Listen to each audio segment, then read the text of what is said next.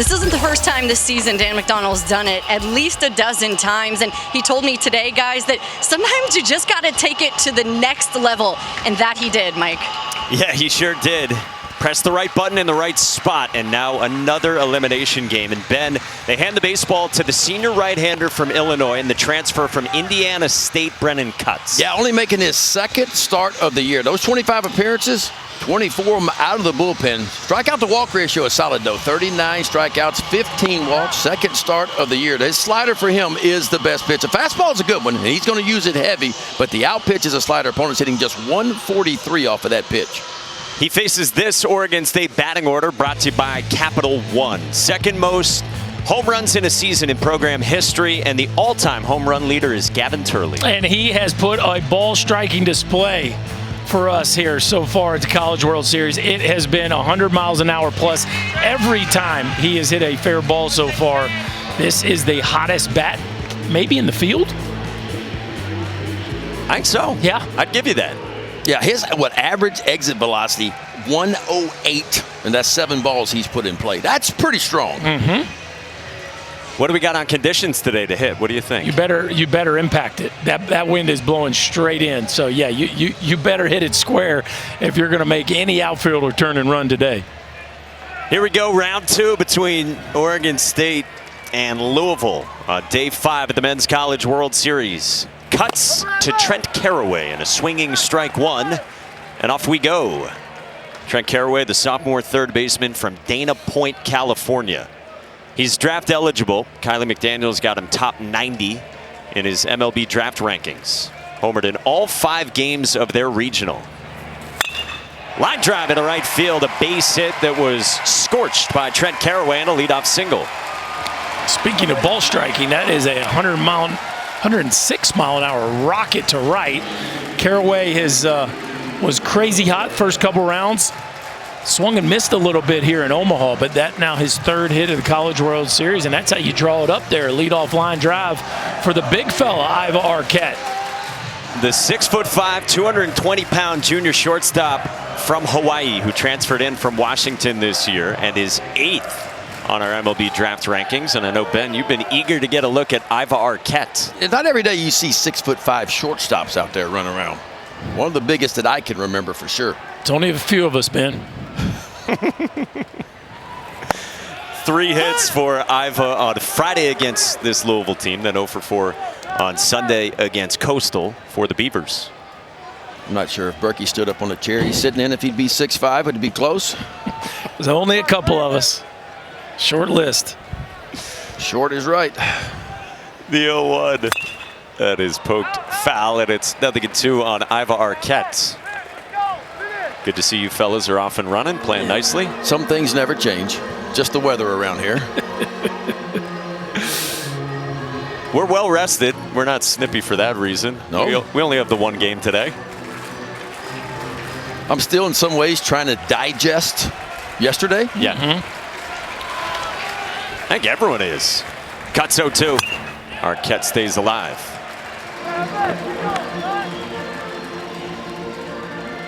And that no-hitter was incredible from Gage Wood and had not just the college baseball world, but really the sports world buzzing. A lot of people weighed in on that performance by Mr. Wood. Patrick Mahomes was tweeting about it like the second it was over. 0-2. That's down from Cuts.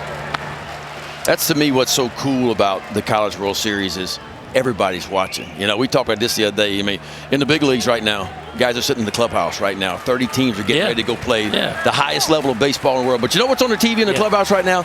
This game right here. They're watching the College World Series. Any messages you want to pass along to big league clubhouses? No, I'm just lock in, boys, because I tell you what, y'all gonna have company soon. There's a group coming in this draft coming up that's gonna be pushing some folks at the big league level real soon. I promise you. Well, the likes of Iva Arquette, Louisville, very talented team as well. 41 wins out of the ACC. And they're throwing Cuts today. A guy who they brought in from Indiana State, like we said, where last year Brennan Cuts was the Missouri Valley Conference Pitcher of the Year. Had a 3.69 ERA, 80-plus innings, and they thought that he might be a weekend starter this year. He's a very versatile arm. Arquette strikes out on 93, and there's one away. So 1 out, 1 on, and it brings up the aforementioned 3-hitter for Oregon State, Gavin Turley. And Berkey, Ben, you guys said it, this has been clinical in terms of exit velocities. So it's 7 balls in play for Turley so far, and these are all of the exit velos. That's impressive right there. Literally no mishits from a hitter that is legendary at Oregon State. I mean, our all-time leader in home runs, all-time leader in postseason RBIs. I mean, he's got his name all over that record book. He is putting on a show for us so far here in Omaha. Yeah, to put it in perspective, at the big league level, we were just talking about any ball hit 95 miles an hour or harder is considered a hard hit ball, to kind of give you an idea. Now, you could make the argument ball coming off aluminum bat, naturally going to be a little bit hotter than coming off of wood, but still, that's impressive. He's been locked in, junior from the mountains of Midway, Utah. It's a good breaking ball from Cutts. That's the out pitch right there, but he's got to throw enough of those fastballs to get him thinking about that fastball and use the breaking ball. The key for him against the right-handers too is use your fastball in the inside part of the plate, occasionally speed those bats up a little bit to be able to get to that breaking ball.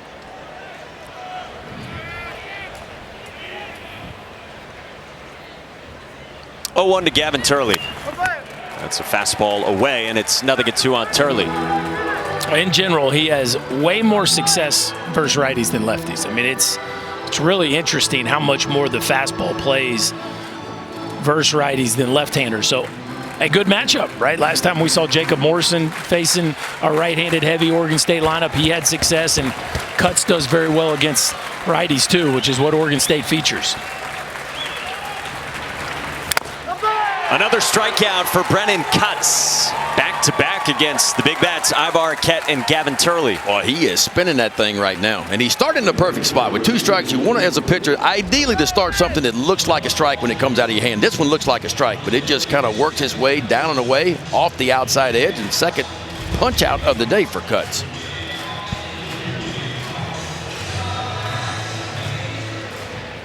So 2 down, Trent Caraway at first for the cleanup man, the senior catcher Wilson Weber from Gresham, Oregon. 4th year with the Beavers, 1st year as the full-time guy, and this has been the best season of his career with the bat. Told you earlier, he's a fun personality on this team. We've heard from teammates and coaches alike who describe him as very laid back. They've challenged him to really lead and get to know the pitching staff as the full-time, everyday catcher this season. Well, that's what you're signing up for when you raise your hand to catch. If you're going to be a starting catcher on a championship team, you've got to be part of the leadership group. Weber has certainly taken that role on this year. Caraway runs, the pitch a strike. Matt Klein's throw is not close on the breaking ball. So Trent Caraway's in scoring position. I like it.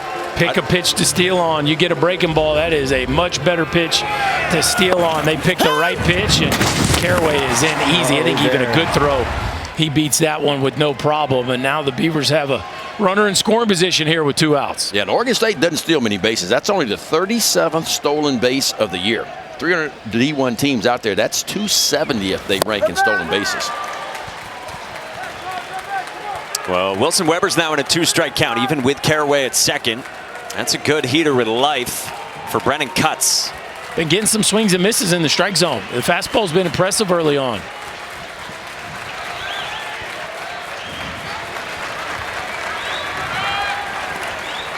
His 1-2. Talk about swing and miss on a fastball in the strike zone. That was one of the most impressive parts of Gage Wood yesterday. Yeah, it really was. I mean, it'd been one thing if they were swinging at a bunch of balls at their eyeballs. I mean, he was throwing the ball right at the top of the zone, and they just couldn't get the barrel to it.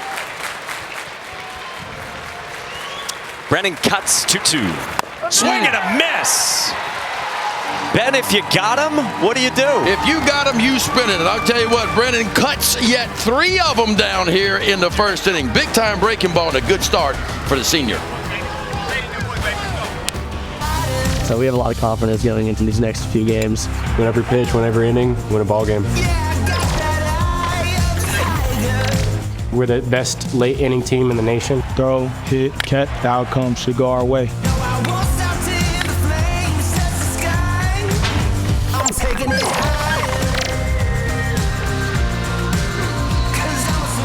Must win for both these teams, win or go home in Omaha. As we check out the Louisville batting order, brought to you by Capital One, and a lot of production from the bottom third. Yeah, it's somebody new with Hot down there at the DH, but Rose and Neighbors have been fantastic. It's a big reason Louisville got to go in there late. Those two hitters were right in the middle of that rally. They're going to face a big-time arm for Oregon State. The junior lefty from Portland, Nelson Keljo, who is a top 100 draft prospect. Yeah, 6'4", 228-pound left-hander, and he is put together, folks. There's the numbers on the year. 3 wins, a solid ERA, 55 innings worked. He can strike you out, 60 of those, man. He's a jack of all trades. Kind of been in and out of that rotation for the Beavers, and it's as heavy usage as you'll see on a fastball. He'll throw that fastball 71% of the time. Got a breaking ball to go with it. The new craze, the kick change, he's got one of those, and show you an occasional cutter every now and then. Get the full mix on the bump for Mitch Canham and the Beavers today. Mitch Canham, 6th-year head coach, won the Men's College World Series here, of course, in 06 and 07 as the backstop for the Beavers, and now his first trip here as the head coach after he replaced a legend in Pat Casey. Mitch Canham's a young guy. Was he about 40 years old? But I gets old. When I talk to him, I feel like he's 60 as far as his approach and the things that he says. It's an old school approach that he has. It's tough. It's tough love playing for that dude. He gonna pat you on the tail end every now and then, but he gonna get in your grill every now and then too. Well, I like that about him. And he also oozes positivity. So backs against the wall, you're not getting much different with the public messaging from Canham. Keljo spins a fastball at 96, just out of the zone to Alex Alicea. Sophomore shortstop from Milwaukee is again in the leadoff spot. Playing with a banged up thumb, so a switch hitter is hitting left on left. Guy who was taken over at short this year because Gavin Keelan transferred out of Louisville after a couple of seasons and went to Tennessee, who was a top 16 national seed, but got bounced by Arkansas in the Supers. 98 already from Keljo, but 3-0. Keljo began the year as the Friday night starter, but down the stretch, Ben told you, he's been in a relief role.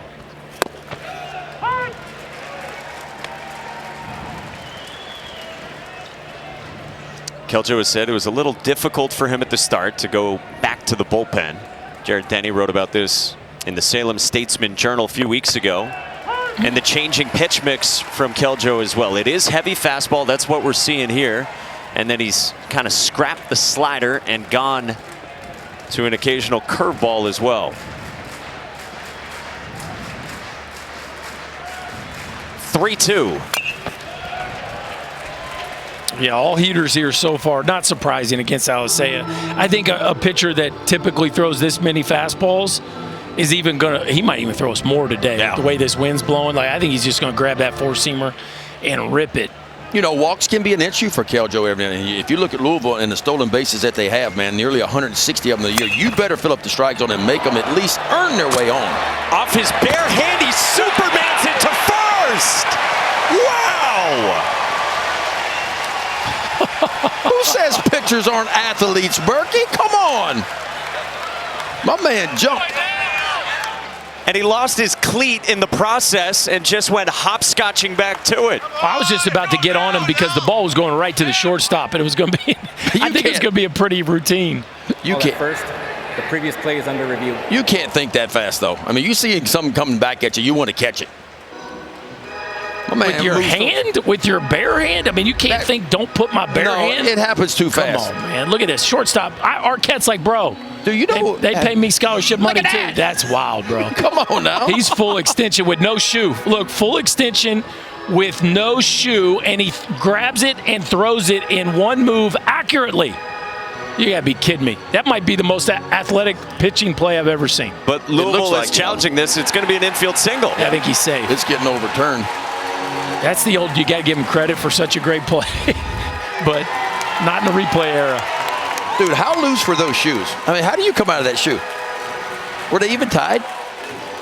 I think he was After review, the call at first will be overturned. The runner is safe. Louisville retains their challenge. They have 2 challenges remaining. I think he's got him tied, Ben. I think that's just how hard he went after that ball, and he was on the slope. Like he's on the slope in a weird position, and when he lands and pushes off, it just comes right out from underneath. That is, look at this. That is wild. And then he took a header to the turf. I'm worried about his right wrist, his glove hand. You get the shirt untucked. Like, we've already got a grass stain, which isn't usually like the case for a pitcher. He checked a lot of boxes on the first batter.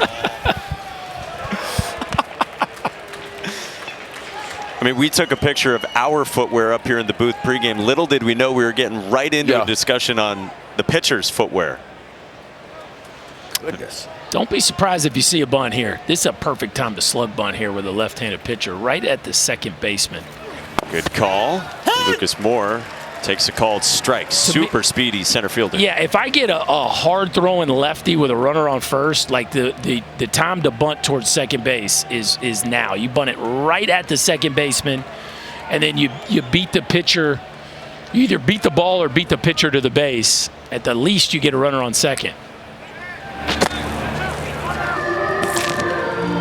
You guys talked about it. This Louisville offense loves to get in motion, loves to create. And that was a big part of that bottom of the 8th inning against Arizona on Sunday. Yeah, they get on. They're going to make you defend now. You're going to have to defend the run game. You're going to have to defend the inside game. They will speed you up, and for a pitcher, that's the worst thing. Safe! Better get back. That was nifty. Because as a pitcher, when I get sped up a little bit, that's when the ball starts to get up in the zone a little bit. I start to make some mistakes every now and then. 158 bags for the Cards. It's the way Dan McDonnell has always run it. 2-2. Yeah, it's a big jump from last year. Last year, 105 bags. This year, 158 of them. Dan McDonnell looking at Lucas Moore like, why are you late on a fastball? We told you this dude's throwing heaters. Shorten up and get ready for a fastball. 2-2, runner goes, and this is lined into left toward the corner. Gavin Turley over toward the wall, and it's into the seats. Nice play. Nice handoff as well. Yeah, 71% heaters, man. What else are you looking for right now? What do we think about? If you swing and miss at a slider, you swing and miss at a slider. But we can't swing at a heater when the ball's in the glove. Berkey, you asked Mitch Canham about Nelson Keljo this morning. He said, big physical fella. You asked about the fastball. He said, yeah, he throws some of those. Throws a lot of those. But why not? I mean, opponent's hitting 214 off of a pitch he uses 71% of the time. That's a pretty good number. Yeah. Yeah, there's something special to it for sure. And I just like to take a moment and give the Oregon State strength and conditioning program some love. They got some real dudes on this roster. I mean, this team is put together. 6'4", 228 pounds. And Keljo is ripped.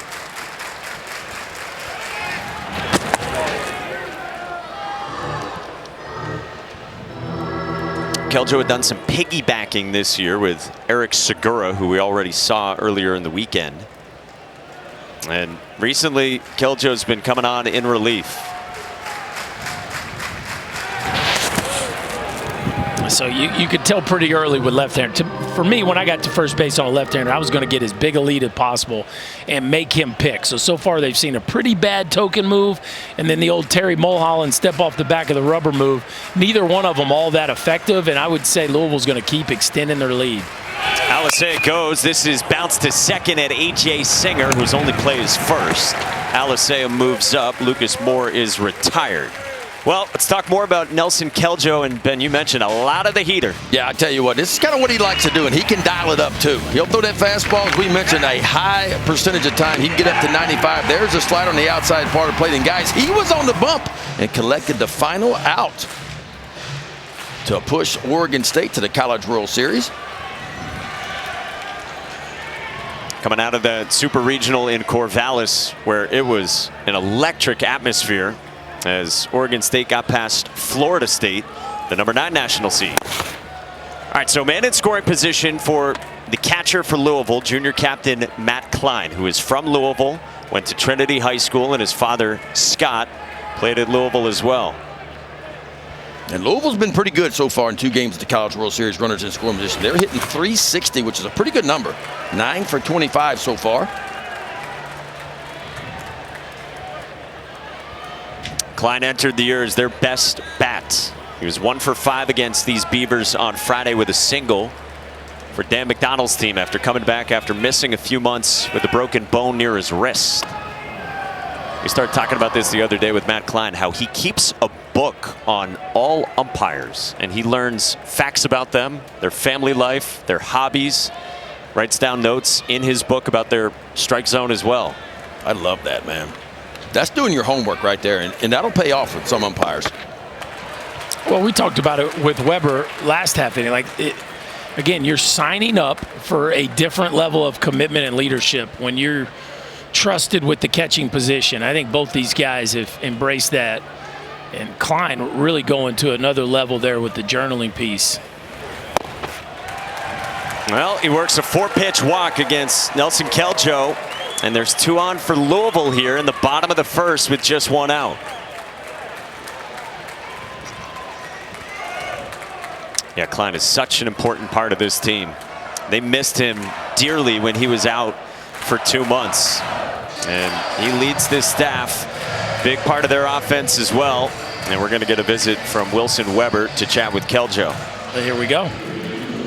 The old hum kid right here. Calm him down, man. Try to get him through the first inning. I always said this, the first inning for me was always the toughest one, because what I thought I had in that bullpen, it didn't translate a lot of times to the game mound, because you can't create that adrenaline flow that you get when the batter steps in the box, you hop on the game mound. You can't create that down in the bullpen. And you might have left there thinking, well, I got a good breaking ball day or a good changeup, and all of a sudden you just can't find it on the mound. And now you're navigating through the best hitters on the other team right away, and you can give up a run or 2 pretty quick.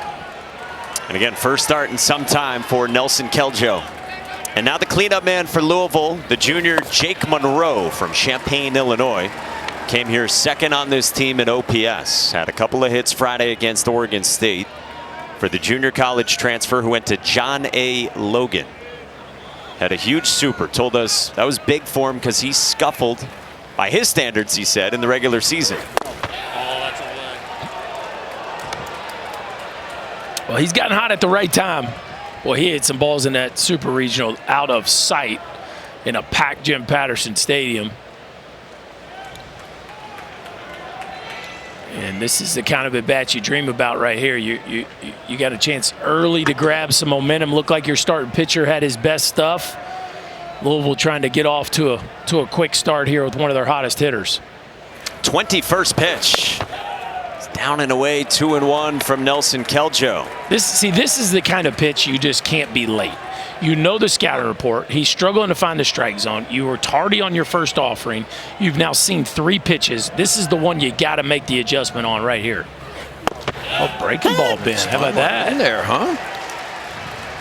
That looked kind of like that little cutter that we're talking about. I think so. Yeah. 87. Yep, a little bit of movement to it.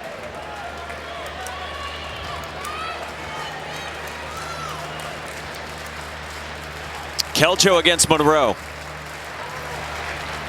And a spin and a check on Alisea. It's a big pitch, too, because if you miss your 3-1 and now you're really in a dead red count, right? But just the ability to slow one pitch down, put that in a hitter's mind, and get to an even count. That is a really well done pitch there by Keljo to even up this count.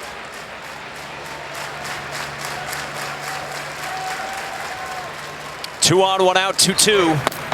And a full count on Jake Monroe. You know, Keljo has had command issues this year, but when he's talked about it, he has said that it's been the breaking ball and the changeup that he has struggled to throw strikes with. He says his fastball strike percentage, for the most part, has been okay, but he's trying to find the zone here. Last one was 99, and now a 3-2. It's popped up foul. And the velo is premium. Yeah, no problem with the velo. Well, he's been ticking up over the last couple weeks. So the 5 hardest pitches he's thrown this year have all been in this postseason. And we talked about that with Zach Root the other day, where it's not usual for pitchers' velo to be ticking up here at the end, but Keljo certainly has. Yeah, and another guy that doesn't have a ton of innings under his belt either, you know, because he's been in and out of that rotation. In the air to right, into the corner. Easton Talt goes over, and that one is into the seats. Well, another piece of playing into the wind all the time is the wind always exaggerates the spin of the ball. And we see balls so often here that start, I mean, that ball is probably, what, 30 feet fair when it was hit? But it has a little slight spin on it, and it ends up, instead of maybe a double down the right field line, that thing just carries into the seats. It's like you want to be middle of the fairway. You don't want to be right when you go out and play on a Monday. No, you got to start it just a shade off the left rough. A little bit easier to hit when it's not moving, though. Maybe. 8th pitch. Monroe stays alive. I know some people make it look pretty tough, Ben. I've played with some hitters, man. I'm like, how do you hit a ball going 95 like that and you can't hit one that's just sitting still on the tee? You're spraying it everywhere. Like Army golf out there. Left, right, back and forth. Will Clark was the worst. I love you, Will, if you listen, man, but he could play some Army golf. Ben, do you golf? I used to golf a bunch. I used to golf a whole lot, and Will's great to play with, though. Will, you know, of course, Will's a little bit different. He's going to write thrill on his golf ball, first of all, and then he's going to get over the top of it, and he's going to look at it and he say, all right, thrill, right down the middle. And he takes this, and look, it goes out of sight, but it may go out of sight this way, and every now and then he'll find the fairway. 3-2 is strike 3 called. That's nothing. He just With the off speed from Nelson Keljo to freeze Jake Monroe for out number 2, as Alisea does move to 3rd. And why is Matt Klein still at first base? So usually if the lead guy goes, you're going too. Is that our first look at the kick change right there, maybe? I don't know. That ball was almost had slider. I'd like to see that again. Almost looked like it had slider spin to it, but it's almost like a bullet spin slider, meaning it had more vertical in it than it had anything. Yeah, that's right. a slider. Yeah. That's more of a bullet spin slider, so it's not a whole lot of horizontal in it. It's just got depth to it.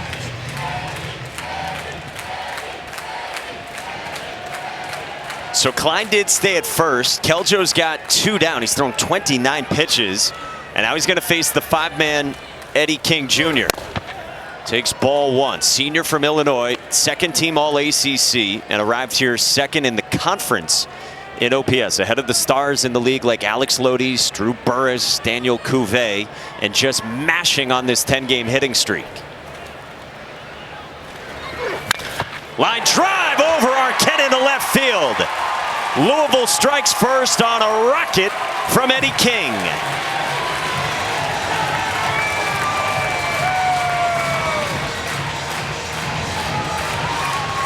This is how you drop the head on one now. Anytime you're facing a high spin heater, you're trying to get the ball down in the zone. Look where this pitch is.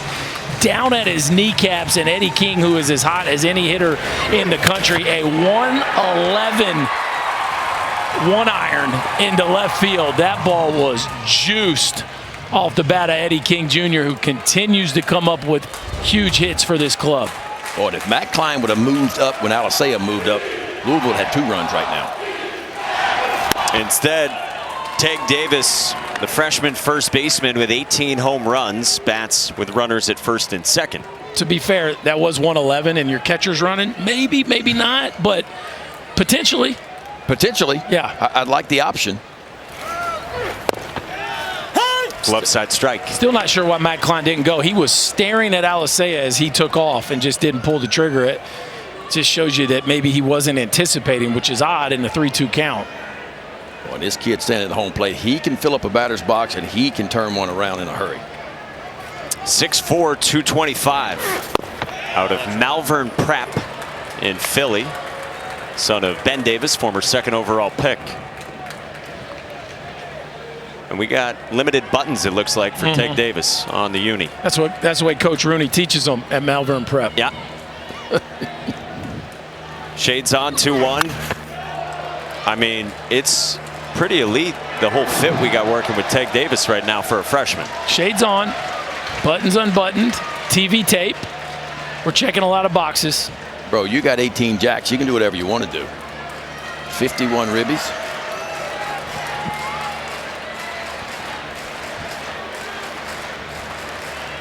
Shirt out, buttons undone. 2-2. Davis strikes out. Nelson Keljo limits the damage in a lengthy bottom of the 1st. Well, Jake Monroe punched out, and then he relayed the message to Eddie King Jr. about facing Nelson Keljo.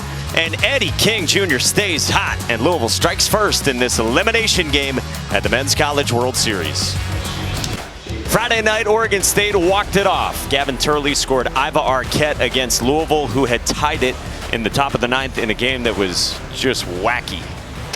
Yeah, maybe one of the strangest top of the ninths we've ever seen, but the Beavs made up for it with some clutch hitting in the bottom half. It was the way things have gone for Oregon State this year. 48 wins and a flair for the dramatic. 5, 6, and 7 in the second, starting with A.J. Singer. Rich Dorman, the pitching coach for the Beavers, had a great line to us the other day about that game. He said, that's what we do. There's always a little bit of drama with us. He said our poor fan base has probably had multiple heart attacks watching us this year. Brennan cuts, drops one in for a strike, 1-1. My favorite Rich Dorman line was that he said Wilson Weber looked like a glitch on a video game when he went running the wrong direction after the ball. And we can say it because he told Wilson Weber that. That's right.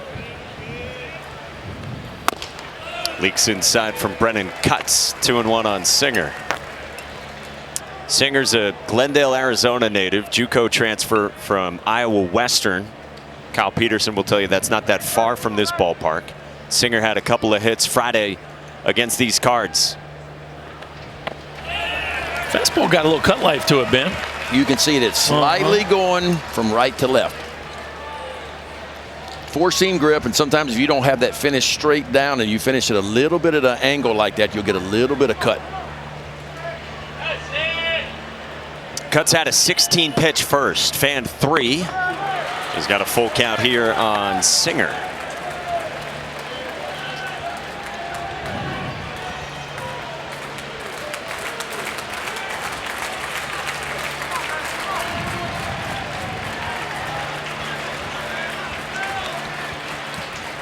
Brennan cuts, 3-2. Up the ladder with that cutting action, and Singer gets aboard. Guys, so I wanted to tell you over at first base, Tig Davis is using a backup glove. That's the backup one. I saw between innings his glove going over to the stands. Delroy Robinson. He is the father of the bullpen assistant coach, Cam Robinson, relacing the glove in between innings. It was broken during warm-ups today, so he is furiously relacing. They brought it back in to make sure it was okay, and so he's using a backup right now, and Delroy told me he's replaced 9 so far already in Omaha, relacing furiously for this team, guys. Most valuable father fan award, no doubt. Like, wow. Hey, man, your glove goes down before the game. Playing in the College World Series, like panic mode. Yes, like we somebody's got to fix this. Good thing they got him a good seat with the ticket allotment there. Dell is living large over there.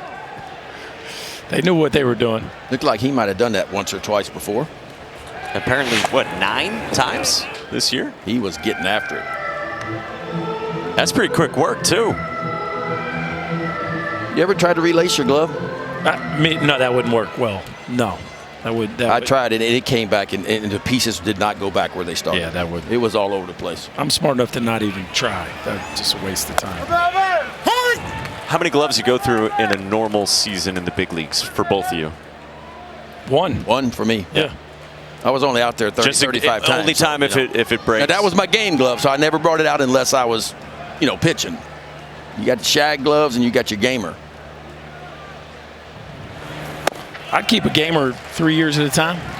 And then just it had run its course, or it would tell you. Get too floppy. Got it. Especially for turning double plays. You want to have a little firmness to it. But yeah, man, those gloves, boy, you get attached to those things. Like once you trust it, you do not want to use another one. 2-1 on the DH, Tice Peterson. Another check. Look at that. Dropped it. Tig Davis using the backup mitt. Rule number 1 with your glove, you need it to catch. Okay, write that down. The glove needs to be able to catch. That might give you an Emmy for that. Yeah, it's a really important part of the game that your glove can catch. And we can already see that. I guarantee you Dan McDonald heart just skipped a beat right now. Like, oh boy. That is just up. And it's 3-1 on Tice Peterson from Brennan Cuts. Cuts has been good in the postseason, 3 outings overall. And facing Peterson here.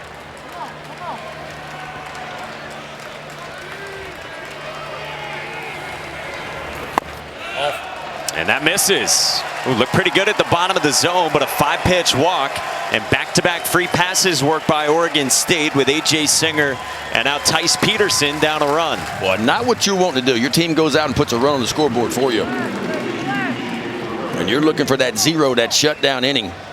And back-to-back walks.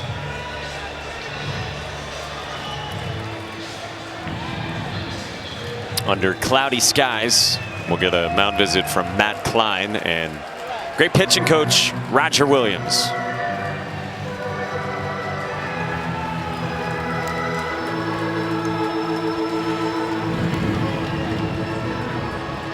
We're here for the Men's College World Series in Omaha, and action continues all week. Championship Series begins Saturday, and for more info, go to ncaa.com, the official home for all 90 NCAA championships. Justin West, lefty, who's one of the trusted pieces in the bullpen, is up for the Cards and just starting to get loose. Cutts has been in that role as well. Roger Williams was saying to us Friday that it's kind of part of their big four in terms of pieces in the bullpen, but Cutts getting the start here in Louisville's third game at this Men's College World Series. Yeah, Cutts has only averaged 3 2/3 per outing so far this year. His pitch count's bounced up a little bit. The most he has thrown in the game is 58 pitches. Told you he's had some good ones here in the postseason. Jacob Craig already squares. The hulking first baseman in the 7th spot tried to bunt the breaking ball and poked it foul.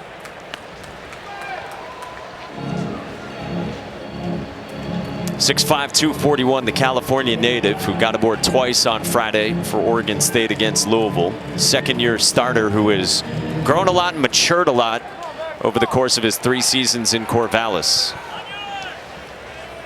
Corners are in, and Brennan cuts 0-1. Craig does not square. He takes a strike, and it's 0-2. Oh boy. Well, now you go to hit. These are always the situations we run into at Charles Schwab Field. Do we bunt? Do we not bunt? Ben, we talked about it yesterday, right? Do we dance with the girl that brought us? Do we change our style? What are we doing here? It gets a little messy from time to time. And then a sword for a strikeout for Cutts, and the first out in the second. Yeah, his 4th strikeout of day 2. And he has been leaning on that breaking ball when he gets ahead. And this is a good one right here. There's a really good look at that slider kind of working down and away. Almost like a slurve action to it.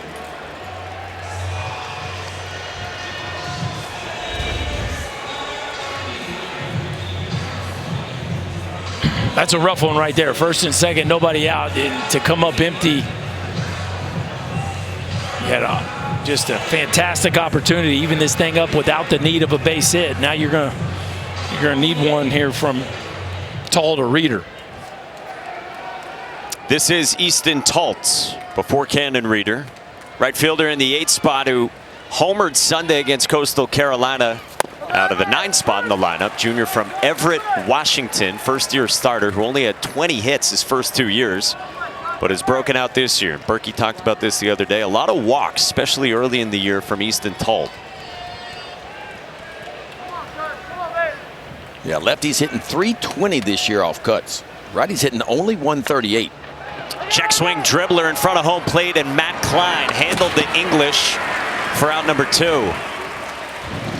Pretty play there by your catcher. That's one that's got some funky spin on it, one that could spin away on you. He did a nice job of using 2 hands here. Anytime you know the ball's spinning, you want to make sure you use both hands. A little check swing ball that kind of bounces back. See how he corrals it with 2 hands there? Just make sure you corral the baseball, secure it, and then throw a strike.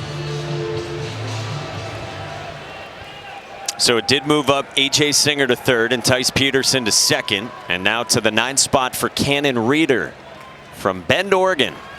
First year in a full-time role. Got aboard twice against the Cards Friday. And a knee-high strike to start from Brennan Cutts.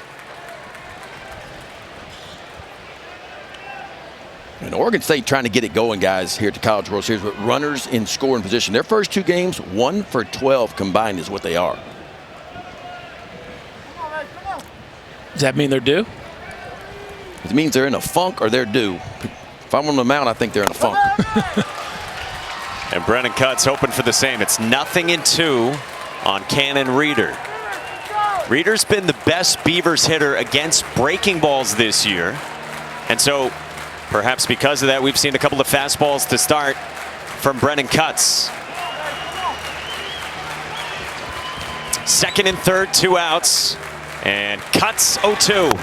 Up the ladder, did he go? No. On appeal to first at Clint Fagan.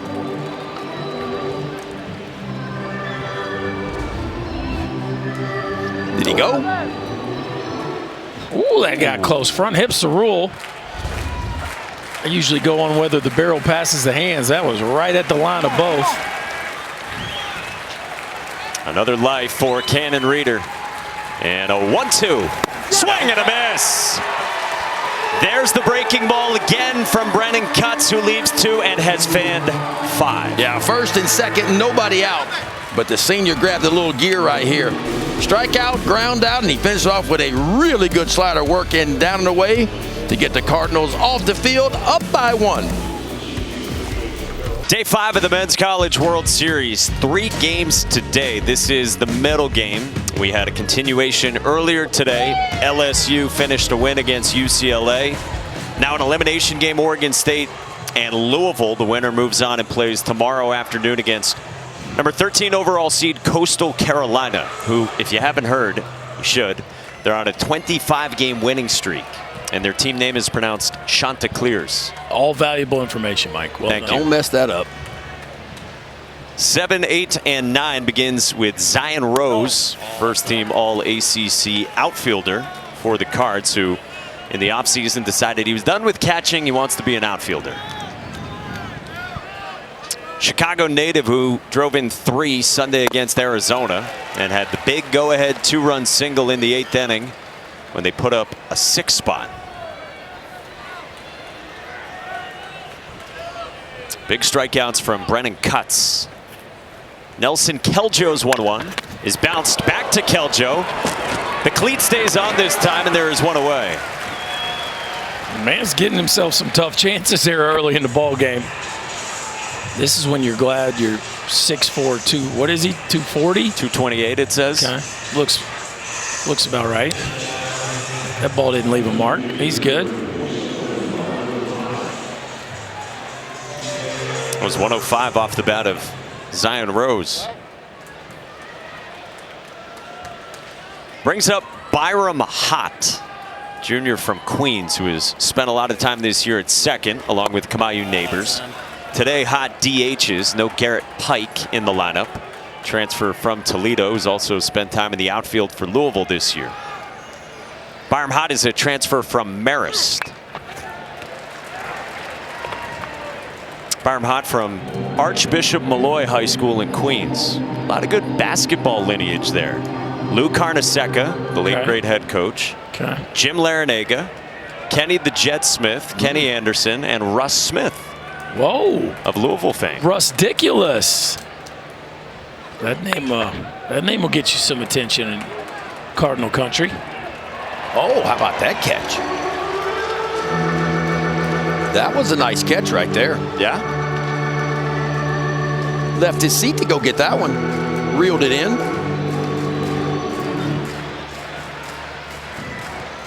1-2 for Nelson Keljo against Byram Hott. Comebacker. This one ramps up the middle. Iva Arquette, the spin, the pick. Wow! Trying to tell you, Ben. That's what I've been wanting to see. I want to see the big fella move around a little bit now. Now, this is not just range, but the coordination to sink your feet up here. Get those puppies organized, Mike Monaco, and then throw it accurately, right? So this ball, I think it bounces off the base, and the pirouette and a strike, you are so in a spin cycle there that you have to have that release point memorized, and that is as good as it gets there from Iva Arquette. Almost hit the umpire. I love how he kept it low, too. He kept it low to give his first baseman a chance. Didn't try to air mail it over there. Nice finish, too, on the back end by Craig. Yeah, shout out Angel Campos, the second base umpire. Kamayu Neighbors in the air to center, and a diving catch from Cannon Reeder. Oregon Oregon State has found the gloves in their third game here in Omaha. Boys putting on a little glove show here early in this ball game. Outstanding play by Arquette. And then Reeder out in center field. Ball hit right off the end of the bat. He was playing a little bit shallow, Berkey. Allowed him to get to this ball right here. Watch him come in and just scoops it right there. Nicely done by Reeder. We go to the third.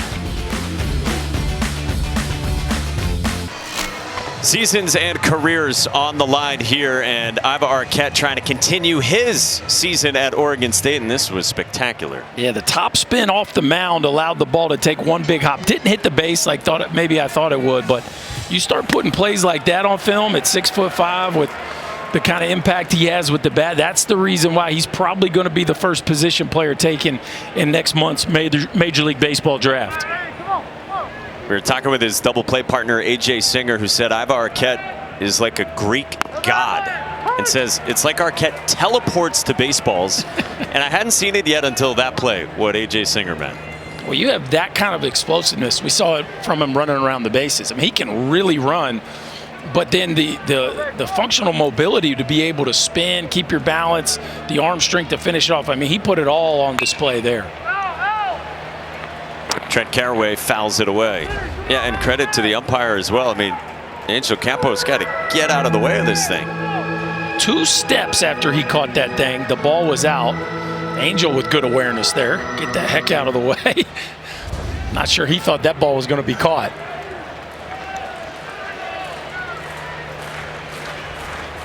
And now a view from Casey Moser behind the plate on a 1-2 from Brennan Cutts. Curls outside. That's the one they've been swinging at, Ben.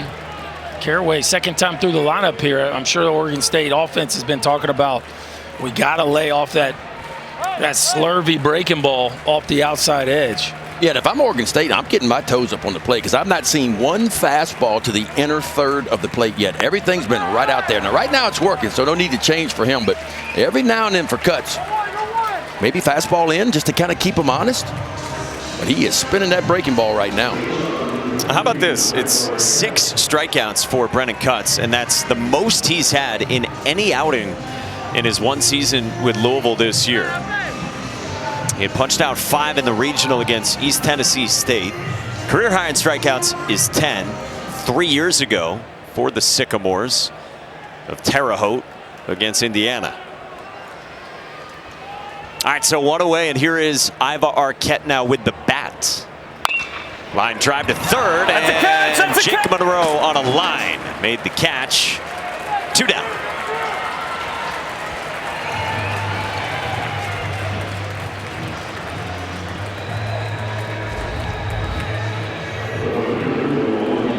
Jake Monroe, get into that prep stop, play low to the ground. You got to play third base. You got to be able to get to the ground quickly because those balls are coming at you in the blink of an eye.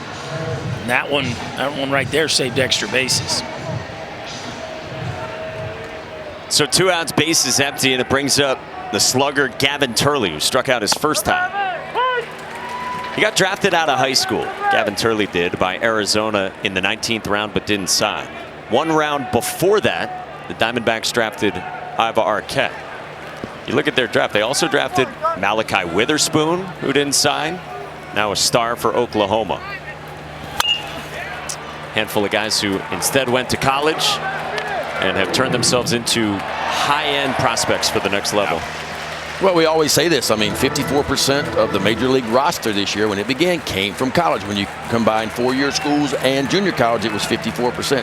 Fastest way to the big leagues, that's where most guys are getting there, through the college game. And they're fast climbers because of that, too. What do you think Turley looks like in the pros? You know, I think he's going to be coveted because of the impact with the bat, the 3 years of production. I think, you know, probably not going to be a top round pick just because he doesn't play center field. Usually that would be the desire for a college outfielder to go in the first round. But I think when you look at the impact and how it is at the top of the draft class from a college hitter standpoint, somebody's going to take him, I would say, in the 2nd or 3rd round. There's just a lot of twitch there. He can really run. And again, it's 3 years of high-level production. He has really slashed his whiff rate from freshman to this year as a junior. Line drive in the right field, a base hit, and another compressed baseball from Gavin Turley. 2-out single. Just a lousy 106 there, Ben. Another fastball, middle away. Yeah. Middle away. Just some strength in there. I mean, there's some real juice in that bat. Watch him keep his chest down over the plate, stay in over that ball, and really good direction with the barrel to shoot that thing to the backside gap. Good look there from the ump cam. You can see the posture, staying out over the plate. So man aboard for Wilson Weber, as Turley now has 8 balls in play here, and they're all better than 100 miles an hour off his bat.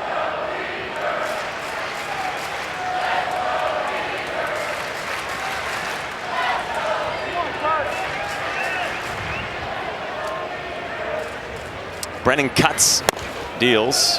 That one nearly got Wilson Weber.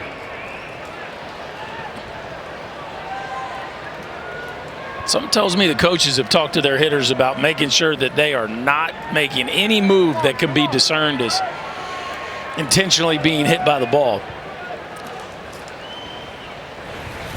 We had that pop up as part of the no-hitter from Gage Wood yesterday, and I think, Berkey, you said it very well in the moment.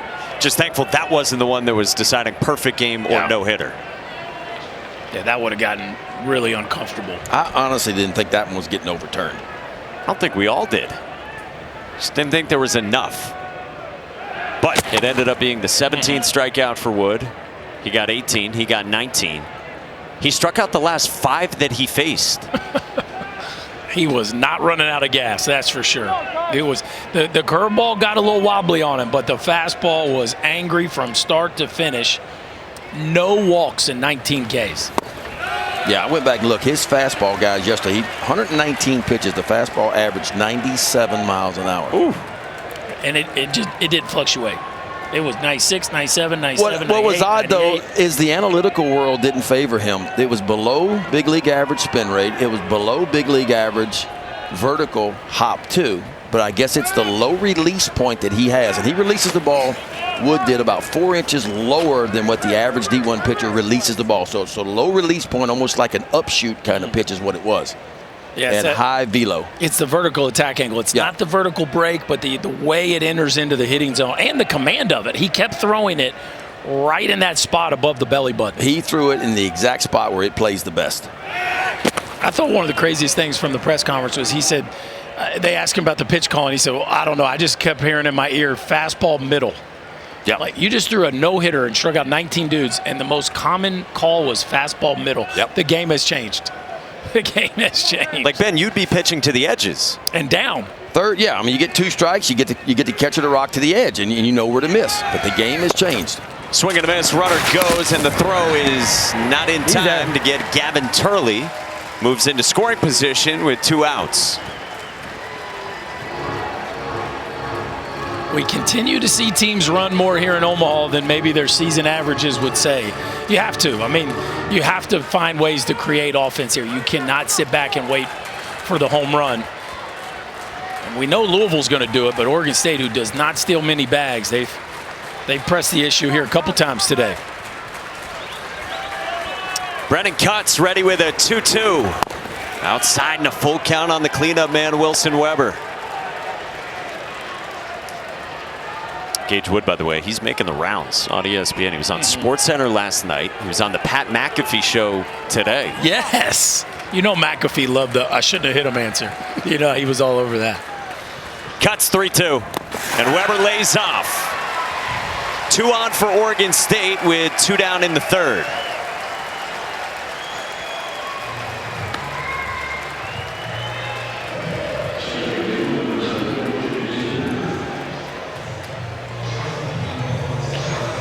So here comes A.J. Singer, second baseman in the 5 spot, who walked his first time leading off the 2nd after he ran it full.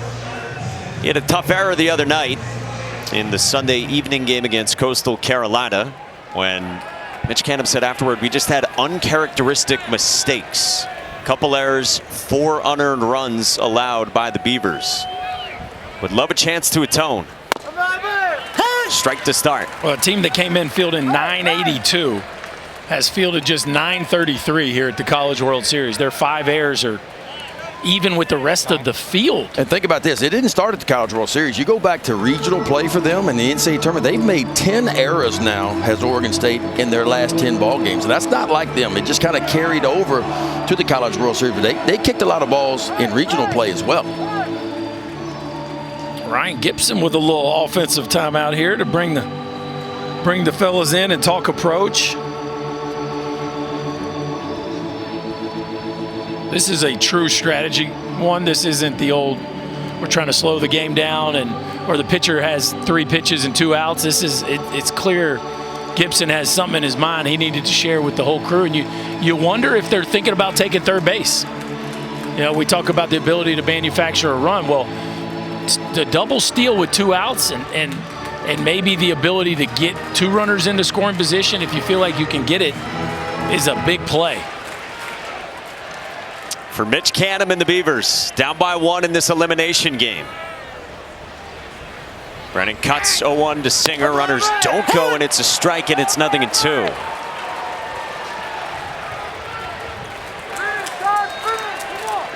Brennan Cutts left a man in scoring position in the first. He left 2 in scoring position in the second. And now first and second against him in the third. Slider away here. 0-2, started right where that fastball ended up, and see if you can get a swing and a miss. Oh, he went heater. Up in the zone to strike out A.J. Singer and leave 2 more.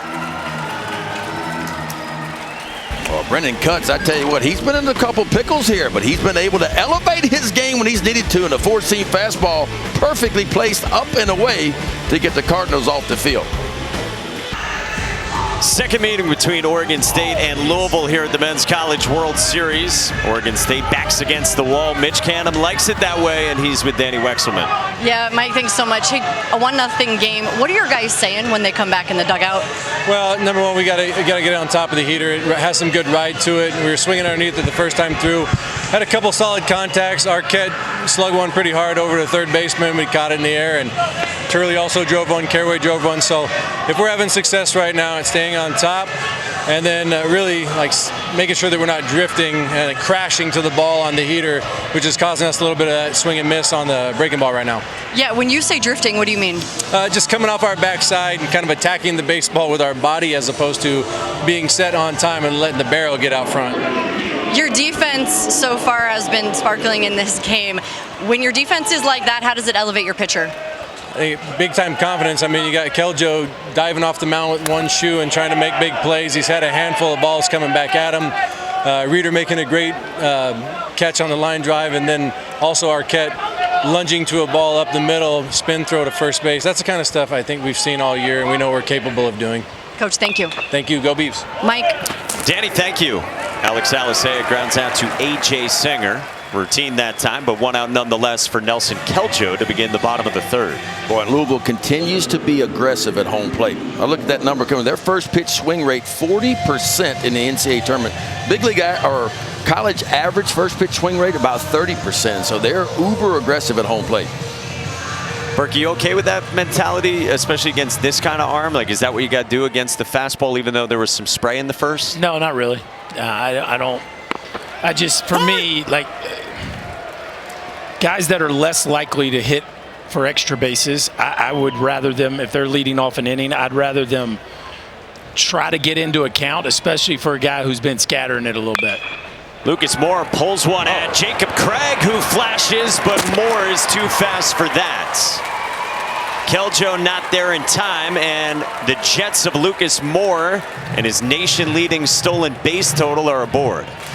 Put that one in your pocket right there. You leave your feet against Lucas Moore, and you got no shot. Heck of a play here by the big first baseman, Jacob Craig, but once he left his feet, Lucas Moore was in his trot moving past first base. And Keljo wasn't the fastest getting over there either. I think there's a little hesitation on his part to get to first base. Tough for those lefties falling the other way, isn't it? You got to go. All right, so Matt Klein bats, and Berkey, let's have some fun with Lucas Moore. He leads the country in stolen bases. What are you seeing and what's going through his mind, you think? You know, it's interesting studying him. There's not a whole lot of outside the box stuff here. It's just a athletic posture, a little taller than I would say most of your great base stealers, especially when you look at the upper body. I mean, he's in his legs, but his upper body for me is pretty vertical. But this is a guy that I think just relies purely on speed and anticipation. He's not trying to cheat it with any kind of momentum lead.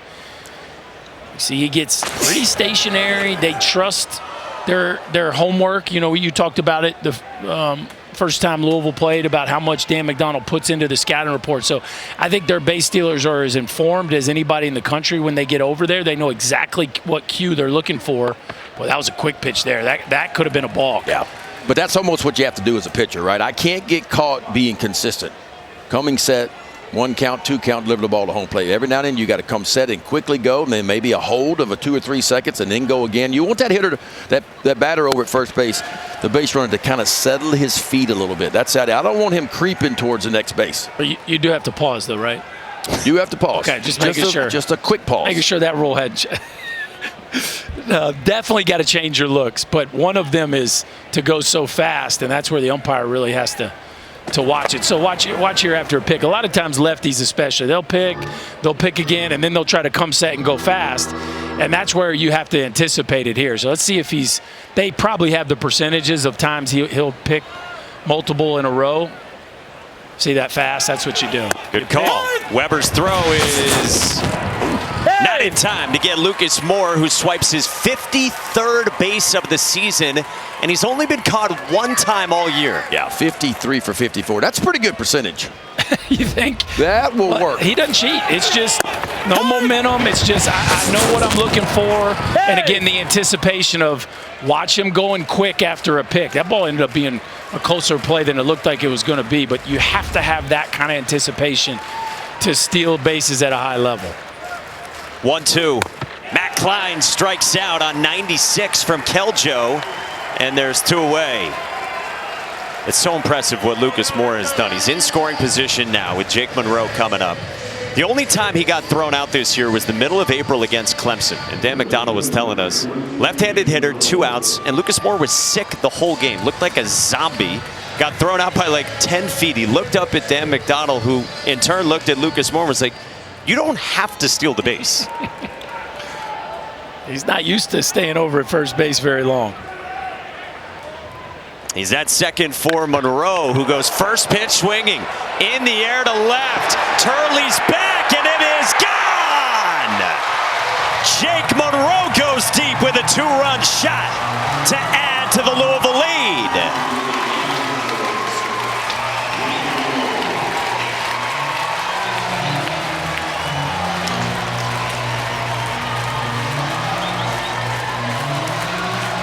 Well, other than Eddie King, we haven't really seen anybody be really on time for a heater. And Jake Monroe was ready for that one. Hunt a heater and get the head out. And that ball stayed in the air a while. A long while. That ball had some carry. Now the wind's pushing a little bit toward the left field foul pole. That ball kind of got up in the wind and just soared a little bit. Yeah, the wind direction has definitely changed. Here's Eddie King. Hey now. And he scalds one. Left center. Reader's on the move, and it's out of his reach and up for an automatic double. Here's the extra base juice for Louisville off Keljo in the 3rd. Well, one thing that's been noticeable, the Eddie chance. You got to love it. The velo has ticked down. 93, 94. We saw him earlier in the game. 97, 98. Four-seamer right down Broadway. And Monroe just absolutely launches this one. Catches it deep, and that is a no-doubter into the left field seats. Through the first 2 games in the first few innings of this one, Louisville only had 2 extra base hits here. They got a double from Garrett Pike. They got the triple on Friday from Zion Rose when Gavin Turley, the Oregon State left fielder, dove for a ball. And now in a span of just a few pitches here, back-to-back, it's 2-run home run and a double. Yeah, I mean, look, you talk about adjustments the second time through, right? I mean, they got beat a little bit by the fastball the first time through. Second time, they're getting their foot down in there. I mean, and why wouldn't you? You're facing the guys throwing the fastball 71% of the time. Yeah. Get your foot down and go. That's go right. get it until he starts to show you something else. It was weird because Klein was so late on the strikeout, right? And you're thinking, surely these dudes are about to start making an adjustment. And boy, did Monroe and King Jr. Yeah. And to go up top shelf and get a fastball marginally being a strike, to be able to turn it tells me, what are you sitting on? He's sitting where he should be, all over a fastball to get up top shelf and get that one. Well, and like we talked about, when you get a high right heater, you got to get the barrel out in front of you and try to get it to the pull side gap. And that's back-to-back swings from Louisville in the pull side gap. Another one. Almost a identical result right there. Fastball just above the belt. Barrel gets out in front. And that one almost rode out of here. Finally seeing the ball carry here at the Chuck. Yeah. I think Eddie King off the bat thought he got it too. He kind of stood and looked a little bit out to left center. Tagged that thing at 106. Now Tank Davis pulls one on a line to right. Tolt started back, comes in and makes the catch. And the inning's over. Two-run shot, Jake Monroe, and Louisville's up 3-0 on the Beavers through 3 in this elimination game. Leads 3 for Louisville against Oregon State, and Cards head coach Dan McDonald is with Danny Wexman. Yeah, we just saw Lucas Moore run by. He does a lot of that running. Does it ever surprise you? No, he's a fun kid to coach. It's just he gets on, he's got free reign, and he can create some havoc. And not just stealing the bases, but the threat of the steal. Sometimes, I mean, it's hard to pitch when you're worried about guys like him and Alex and Zion on the bases. What have you noticed about Brendan Cutts so far? Well, he's going to compete. He's got a lot of experience postseason. It's a senior. He's aggressive in the zone. He had a couple walks in there, but an older pitcher knows how to pitch with runners on base, and he's able to make pitches and get off the field. You guys get Jake Monroe this season. How's he lengthened your lineup? Oh my gosh, we've coached a lot of good junior college players in our day. Sometimes it takes them a year, you know. Sometimes it's their senior year. Man, he jumped in like he's been playing D1 baseball for a couple years, and super happy for him. Proud of him. Coach, thank you. You got it. Thanks, Danny. Mike. Danny, thank you. Yeah, Jake Monroe with the shot. Lucas Moore's speed active in that bottom of the third, and then Brendan Cutts, a veteran. He's worked around traffic on the base paths. He has stranded 5 through his first 3 innings. He's at 56 pitches and gets 6, 7, and 8, starting with Tice Peterson. Peterson had one of those walks that Dan McDonald just mentioned. There were back-to-back to begin the second, then one more in the third with 2 outs against Cutts. Cutts went 3 innings in the regional opener against East Tennessee State, 5 strikeouts in relief. Then in the super against Miami a couple weekends ago at Jim Patterson Stadium, Cutts pitched on Friday and Sunday out of the bullpen, and he was on the mound to finish it off and punch a ticket here to the Men's College World Series. Said he got that final out, and then he kind of blacked out. He ended up on the bottom of the dog pile, said he couldn't breathe for about 30 seconds.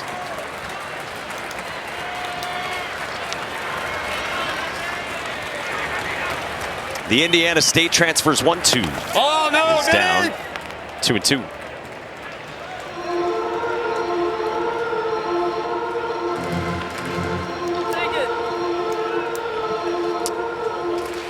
The Beavers have talked about doing it the hard way. Mitch Canham said that again to us this morning, that he's always wanted to take the hard road. Said it's where the biggest gains are made. Long way to go, down 3.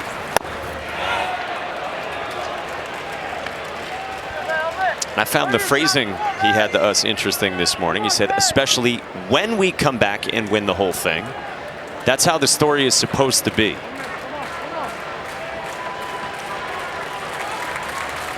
Cutts 3-2. Yanked and a 4th walk. 2 of them for Peterson now, and again to lead off an inning. Boy, he had him in the hole too. 2 strikes early, big Cutts, and couldn't finish him.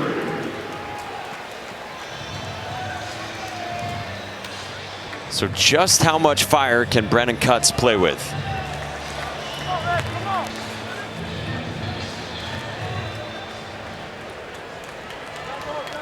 Man aboard for Jacob Craig. Big first baseman in the 7 spot who struck out on that slider his first time. He's gone to a no stride approach in the box with his move.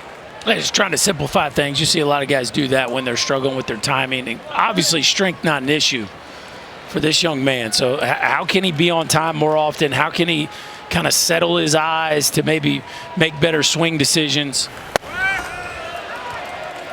And I think one thing people don't realize about a no stride, just because you're not striding doesn't mean you can't really separate and still get loaded up. I think about one of the greatest hitters of all time, Albert Pujols, spent most of his career with leaving his lead foot down, but you're still able to separate the lower half from the upper body and really get coiled into that rear hip without striding. See that move right there? So there's just that little rock with the upper body. My foot's going to stay down, but I can still move my upper body and gather and see the baseball.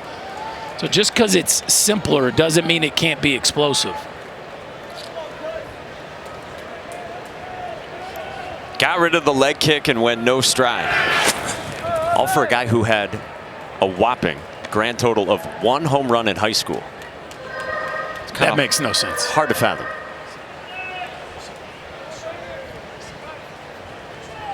He's popped 13 this year. Craig unloads like down the left field line and gone! No stride, no problem for Jacob Craig. That is a large one right there. How about 4:05 it went? Look at the exit below, 1:07. 2-1 count, he's hunting a fastball, and boy, did he ever get one. Kind of elevated, and the fans making some pretty good catches today.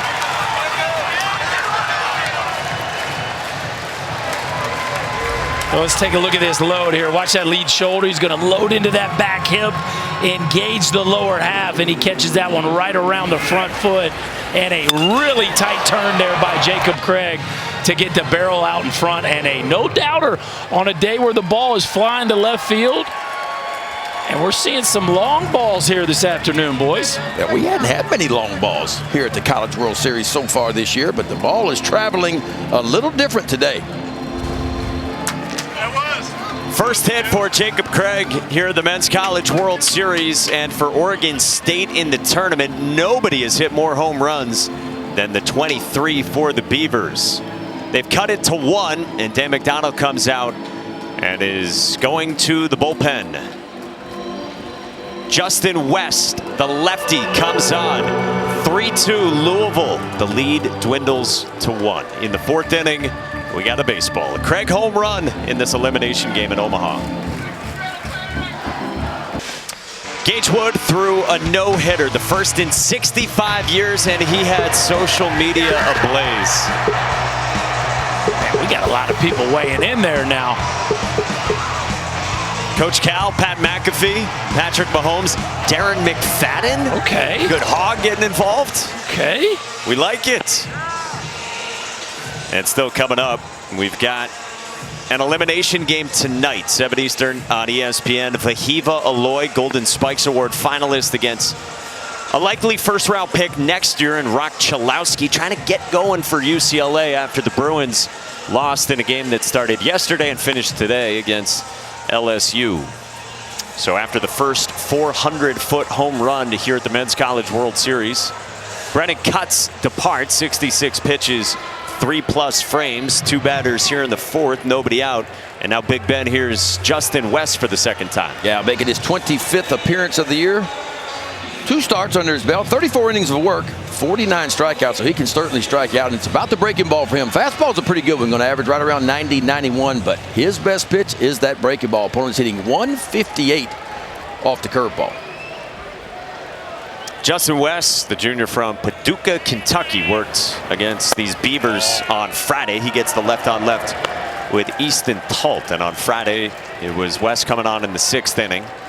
Inning and 2/3 of shutout work, couple Ks, 33 pitches, and a ton of strikes. Talt bounced out right in front of home plate his first time today, and it's a ball and a strike on the right fielder in the 8th spot.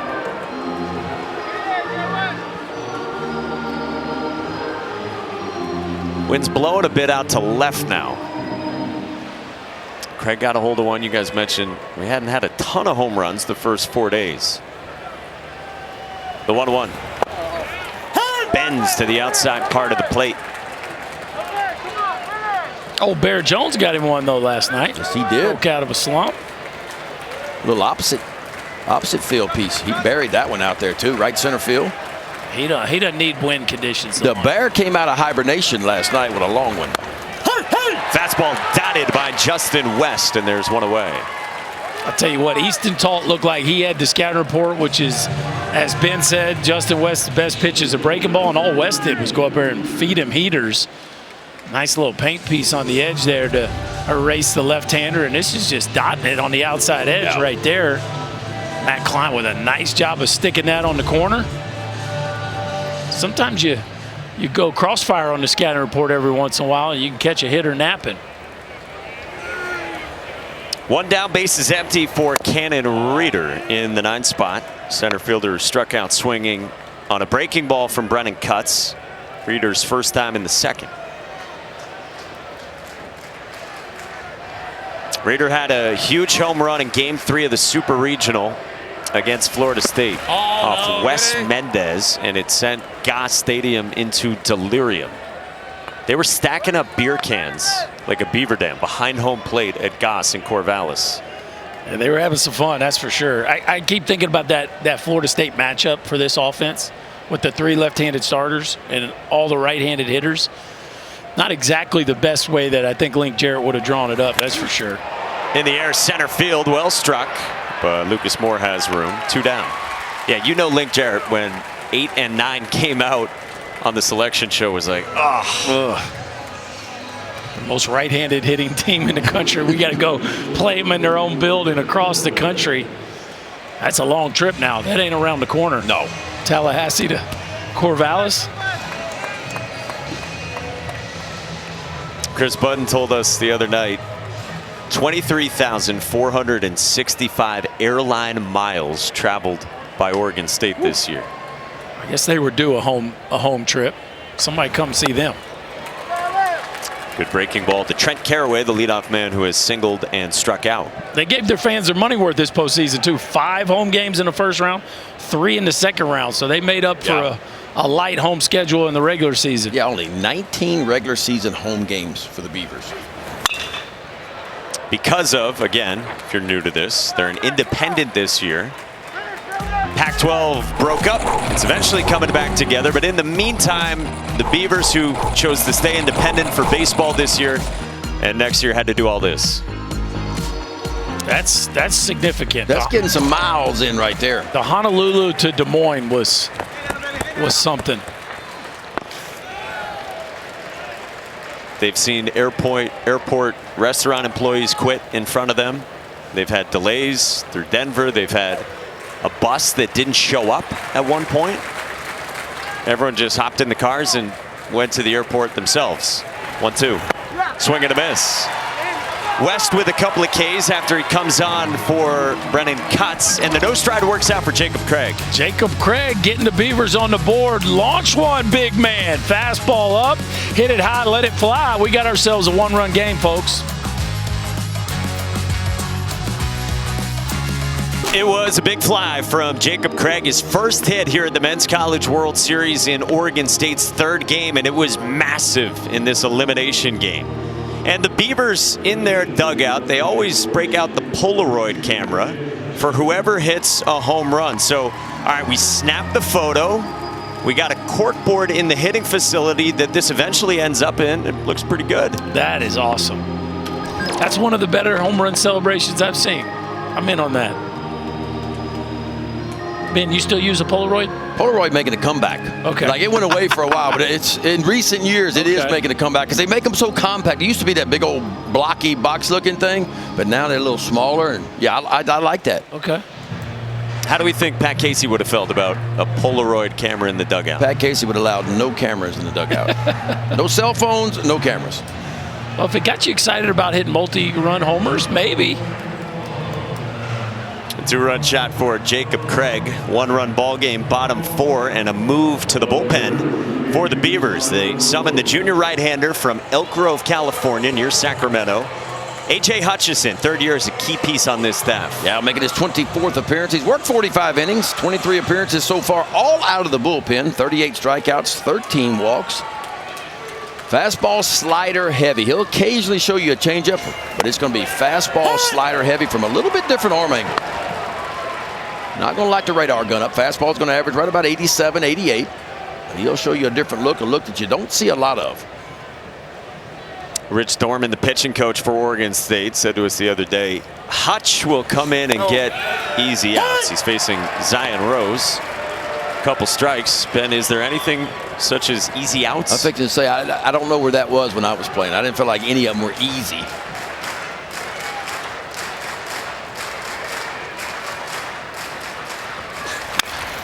Rose fights to stay alive. Zion Rose hit a hard comebacker his first time, leading off the second, 105 off his bat. But Nelson Keljo made the play. The starter for Oregon State, who went 3 innings, 5 hits, 3 runs, all earned, a walk and 3 strikeouts on 54 pitches.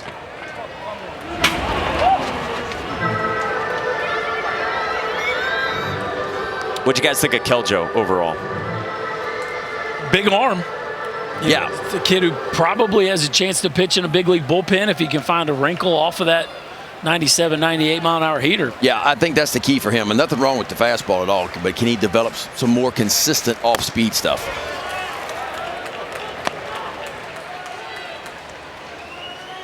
Ben, what do you call that? Snowball. Oh, boy. Oh, boy.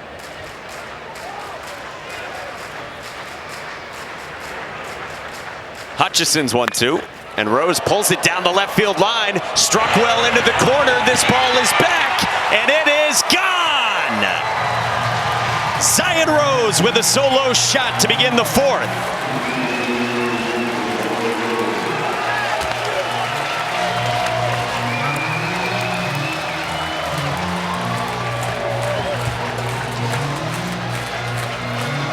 Ball bouncing today. 368, 103. Looked like a little spinner. And boy, that thing spun. We'll take a look at it. Yeah, a little spinner. And you see it starts it a little bit too far inside. And that ball ends up right in the heart of the plate. And Rose on time with his 13th long ball of the year, his 67th RBI. Not where you wanted that little spinner. You want to start that thing in the middle and work it off the outside edge.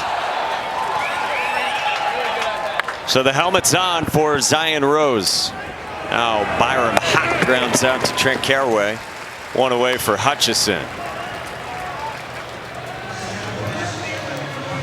It's a good looking Matt helmet there. A little different than the Polaroid celebration, but unique in and of itself. Jeff Brom, Brian Brom, they like it. So Zion Rose with some more hard contact. I feel like the Polaroid case needs some work. Oh yeah. Like you're not digging the white part of it. I feel like we need a beaver on there. It needs to be like black and like what. Just doesn't feel like it fits in a baseball dugout there. But I'm in on the picture. Okay.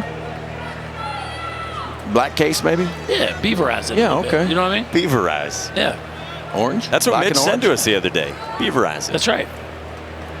Come on, you neighbors now. Sprays one. Nice stab by Trent Caraway. 2 down.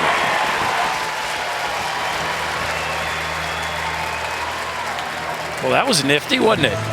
I tell you what, they playing some defense, man, because defense has been a little bit of an issue for Oregon State in recent. But I tell you what, today they have been on point. Always tough when a left-hander hits a backside bullet on you like that. You're played in, you know the scouting report, he might do it, but man, that thing gets on you.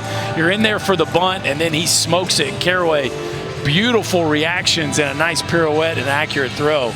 You're right, Ben. Their defense has looked apart here this afternoon. This is the defense that Oregon State had for the majority of the year. And for whatever reason, when NCAA tournament play started, they started kicking it around a little bit. And Mikey, you mentioned it earlier. I think they given up 9 runs going into this game in the College World Series, 5 of which were unearned runs. Mitch Canham said the other day, just not clean baseball. But good here defensively today. 1-1 on Alex Alisea, Louisville's leadoff man, who had an infield single and scored in the first. It was 1 in the first, 2 in the third for Louisville. Oregon State 2 in the top half of this fourth. Zion Rose just answered.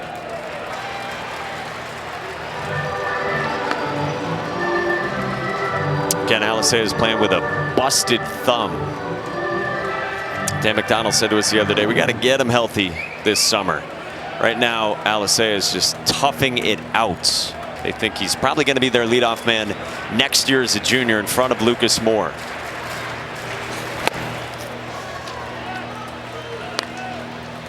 That will be a handful for opposing offenses. They were doing that a good bit of the first part of the season before Alisea busted his thumb.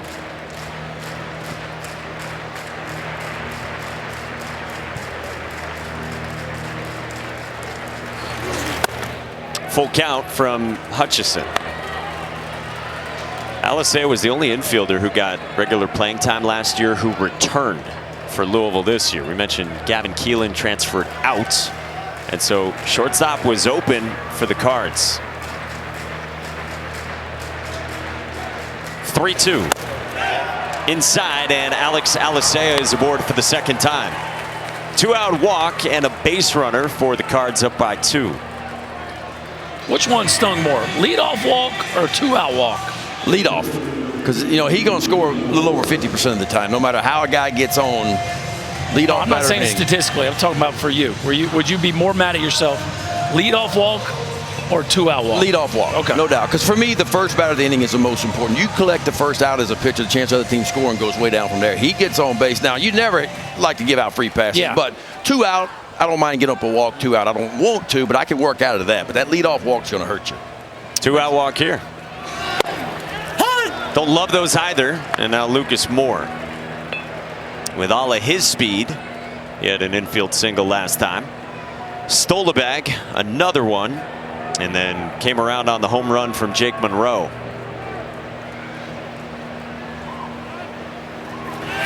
Alisea goes, the pitch, a ball. Weber's throw is not going to get him. That was going to be interesting.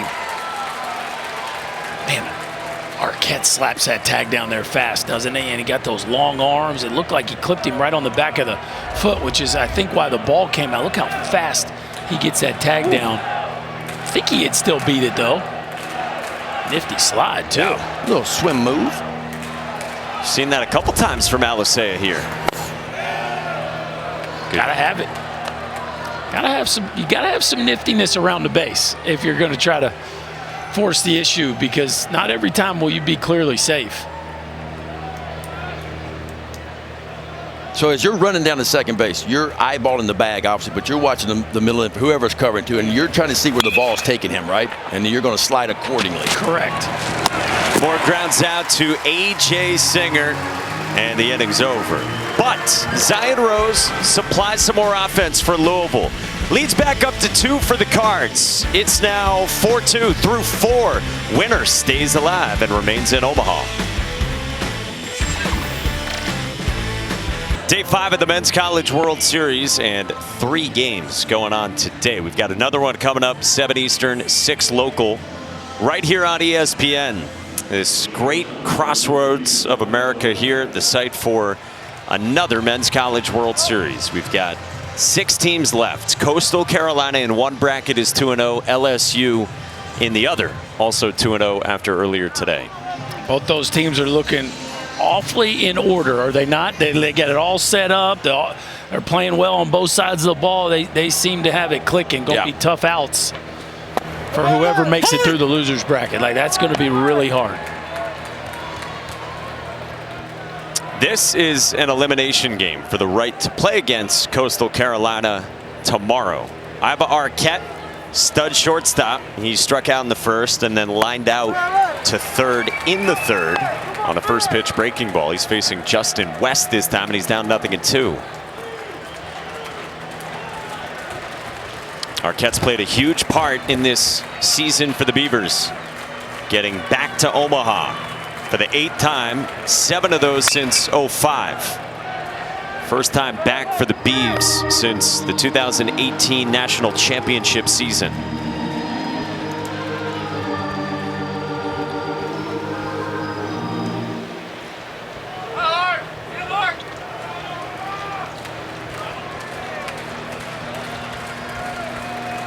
Oh-2. Arquette lays off of that.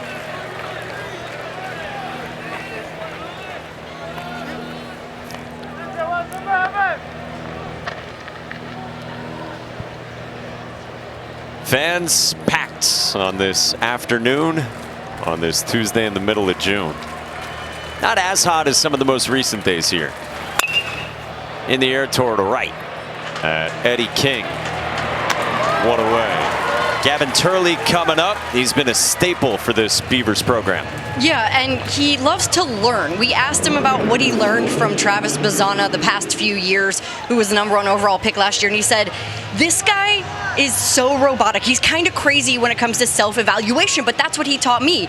We were in the Cape together and talking, and Gavin said, I had some problems I was going through with the baseball, and Bazzana said, you didn't even get your swing off, dude. You got to simplify it. So the self-evaluation he's gotten from Travis Bazzana, he said, now I need to look at it. How are people seeing me? How would I want to get better if I was looking at myself, Mike? Yeah, and he has gotten a lot better this year. Took a lot from his exit interviews last season. We told you cut down on swing and miss. Pretty good teammate to have for a couple of years in Travis Bazzana. Well, Bazzana, I mean, he's kind of freakish with the bat-to-ball skills and the pitch recognition. But yes, I mean, when you get an opportunity to play next to somebody that's at the top of the sport. This is skied by Turley to center at Lucas Moore. 104 off the bat, but way up into the stratosphere for out number 2. Wait, even his pop-ups are 104? What's going on here? Is that right? What do we got for a launch angle? A bunch. 73. That launch angle is going to be F8 every day of the week is what that launch angle is going to be. Bazzana, by the way, first overall pick, of course, out of Oregon State last year by Cleveland. But you get a chance to watch that every day, the preparation, the approach, and the process. If you're not getting better by watching him, you're not paying attention. It's so important to have guys like that in your program. Not only just stars, but guys that go out and work, and they kind of set the tone. And then that's carried on in the future. Another guy picks that up. He passes it on. Another guy he passes it on. And all of a sudden, you get a lineage of guys that know how to work, and it's just kind of taught throughout your programs. Wilson Weber now. And 0-2 from Justin West. We were talking about self-evaluation yesterday, just like the debrief after a game or after an outing. It's an important part of it. Huge part of it. Weber chops it to short. Alex Alisea had to back up, strong throw to make it a 1-2-3 for Justin West. He set down 6 in a row, and we're going to send Ben McDonald out for a new hair color next. Well, of course, the standard way is like this. We wear it like this, and then let's see. We have one like this, I think it is, and of course we have one goes back like this, another way, and I think the best way is about like this here. Shame on y'all. All I'm gonna say is just whoever dug that up, shame on y'all. The art of the rally cap, right, Ben? That was a long time ago. I'm just glad they got it in color. You know, Ben, it looked like you had a little more hair there. It looks like there was a little more No, there hasn't been a whole lot of hair. It's just changed colors, Danny, that's all. Curious. Matt Klein in the air to left. Gavin Turley one away to begin the bottom of the 5th. So what is the art of the rally cap, Ben? I mean, we got some hats back there if you want to. That was kind of the shark fin either way. And then, of course, backwards, sideways. You want to take one of those?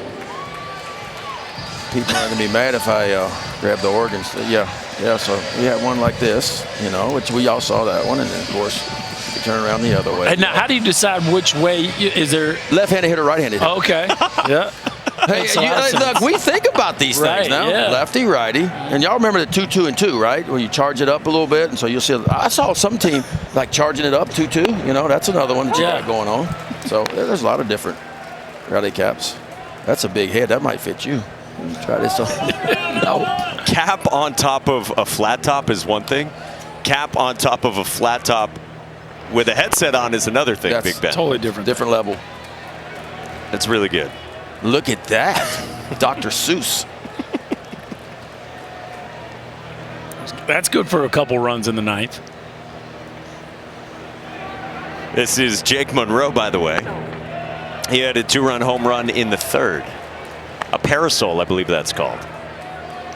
That's very efficient. That's almost half the size of Runes' bucket cap. The great Mike Rooney. This is onto the outfield grass at A.J. Singer, and there's 2 down. Sunday Night Baseball is the Mets and the Phillies, 7 Eastern here on ESPN, ESPN Deportes, and ESPN Radio. Coverage starts at 6 Eastern with the Baseball Tonight Sunday Night Countdown. Pete Alonso is mashing this month so far. 6 home runs, 20 RBIs in the month of June for a guy who played twice here. Florida. Was he second, third round pick? I know he wasn't a first rounder. No, yeah, I would say third or fourth is what I'm thinking. Yep. Second round, 2016. Was he second round? Okay. Yep. The impact was huge. He seemed like he never had a full season. Of course, that was a different era there. The ball was not jumping right when he played the way it has post-COVID. 2 outs for Eddie King Jr. against A.J. Hutchison. But when he hit one out here dead center, and he was the first one to hit it out here dead center, you knew he was a little different. Yeah.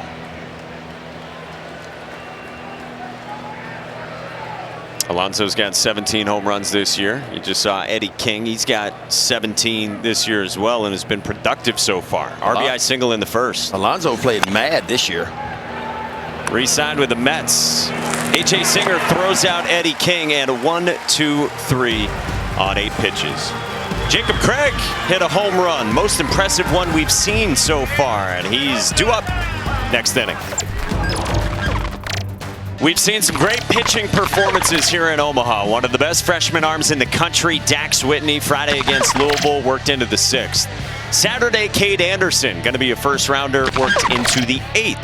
And then Sunday, Jacob Morrison piloted Coastal Carolina to a 25th straight win. And then the biggest, one of the most dominant pitching performances we will ever see, Gage Wood, the no-no, yesterday. I know I've never seen anything like it. And I don't think we'll ever see that again. Like, that doesn't happen. That's once in a lifetime kind of stuff. And I kept looking at my scorebook going, this dude's got a 5 ERA. He's got a 5 ERA. That's what I kept saying. That's what he had going in. That wasn't 5 ERA stuff. No, you know, maybe a ball early would have been a homer, maybe on a, what was the deep fly out to the right field wall. Like, that's really been his bugaboo, is the coming off an injury. They didn't give him a high pitch count. And he'd give, anytime you're throwing that many elevated fastballs, especially in some of those SEC ballparks, somebody probably going to run into one, But yesterday, the couple balls that actually got squared up, and I mean like 2, stayed in the ballpark, and from there it was just a car fest. This is A.J. Singer, 5, 6, and 7, leading off in the 6th for Oregon State, down by 2. It was a fly out to right that Wood got in the 2nd, and then until the 7th, no one else made a play other than him to get outs. It was strikeouts and comebackers. Otherwise. And I say 5 ERA. I mean, the average D1 pitcher this year, believe it or not, had a 6.2 ERA. Really? Yes, that was the average across the board, 300 teams. The average D1 pitcher pitched to a 6.2 ERA. So he was better than average, but that stuff didn't scream 5 ERA. Full count on Singer. 19 Ks for Gage Wood. The other no-hitters at the Men's College World Series, 1950 and 1960. One of them against Tufts. Okay. Leadoff walk for A.J. Singer. And here come the Beavers. Facing elimination.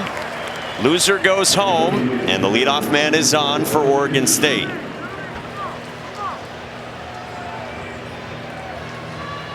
It had been 6 up, 6 down for Justin West. Leadoff walk. Been done like those. And now Tice Peterson, who's walked twice.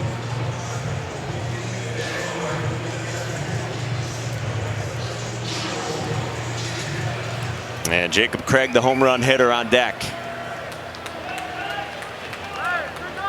Tice Peterson, a junior from Kirkland, Washington, had 2 hits Friday against Louisville. First year in what has roughly been a full-time role for him. He was big in elimination games in the regional against TCU, against St. Mary's, against USC. All as he fights through shin splints that have been bothering him for a while. And he bunts off the mound past West, and that is perfect from Tice Peterson. That's how you do it. That is perfect. You got a left-handed pitcher on the bump. Which way does he fall off, right? Falls off towards the third base side. You got to go right at the second baseman. And this one's interesting, Ben, because it's a breaking ball, but he still gets enough of the barrel on it. Fantastic job of setting that angle. And usually when you get a breaking ball and you're trying to push bunt, it'll get in on your kitchen a little bit, but he slugged it right at Neighbors. And you couldn't roll it out there any better than that. Mark and Stacy are fired up, and we got the Let's Go Beavers chance going.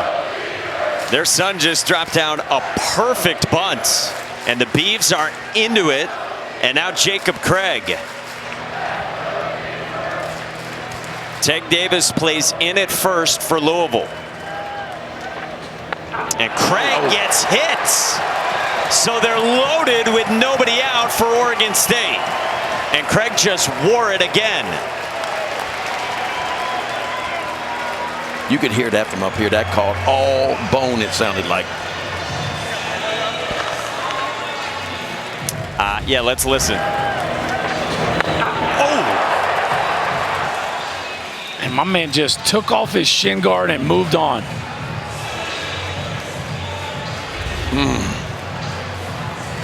Didn't even go to it, Ben. Just trotted down to first like nothing happened. That did not sound friendly. Remember, he got drilled on Friday by Patrick Forbes to begin the bottom of the third inning, and he just wore that one.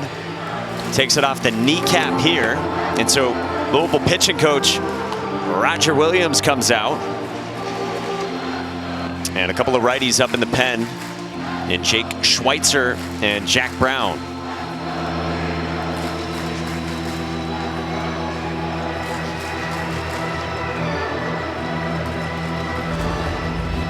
Well, before this half inning, Mitch Canham talking with his Beavers. They have had so many comebacks. They've had late game moments.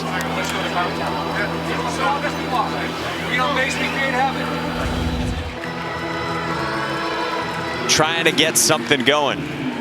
And now in the 8th spot in the lineup, we were told this might happen.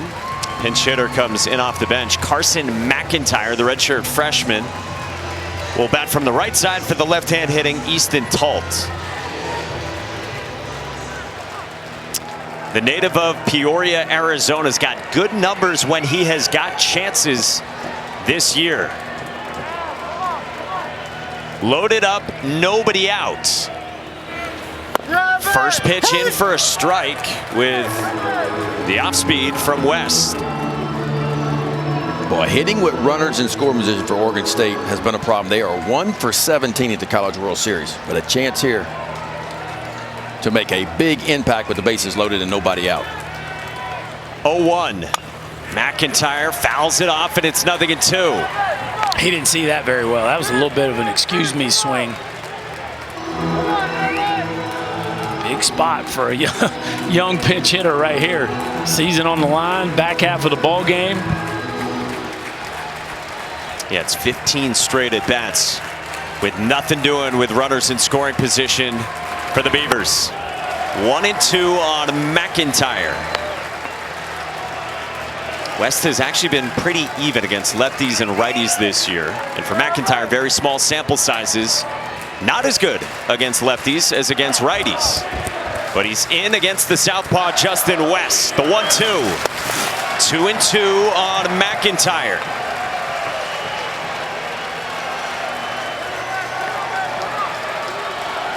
Oregon State has had a flair for the dramatic. Mitch Canham said to us this morning, when we come back and win the whole thing, it is supposed to be like this, the hard way. Down by 2, facing elimination. 2-2. McIntyre fouls it off. He's running that breaking ball in, but he's kind of leaving it up a little bit, Ben. You know he wants to wrap that thing, I'd say, a little bit more down towards the bottom third of that zone. I mean, I know that's supposed to be his pitch, but for me, he's throwing some really good changeups. You know, and if he can get a good changeup down the way, I'll trade a double play right here for a run. Maybe you get that ground ball to one of your middle infielders if you can get that changeup kind of down and away and off the end of the bat. West 2-2. Swing and a miss. Heater up the ladder for a monstrous first out. Boy, you talk about a big strikeout right there by Justin West. Let's take a look at what we got here on the pitch sequence. Starts him off a little changeup down the way for strike one. Gets a breaking ball inside. So 0-2. Changes the eye level. Just misses bad there. So 2-2 count. Another breaking ball working in. And then just elevates a four-seam fastball just above the top of the zone. Well done by Justin West. So one away. Bases still loaded for Oregon State. And West has been pretty darn good since he came on in the fourth for the starter, Brennan Cutts. Now the 9-man Cannon Reeder has struck out and has a flyout to center so far. Junior from Bend, Oregon. He's popped 8 home runs this year. Didn't have any his first 2 years. Breaking ball just misses away to begin to Cannon Reeder.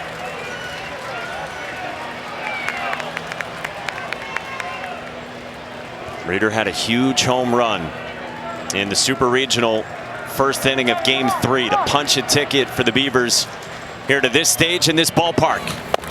2-0.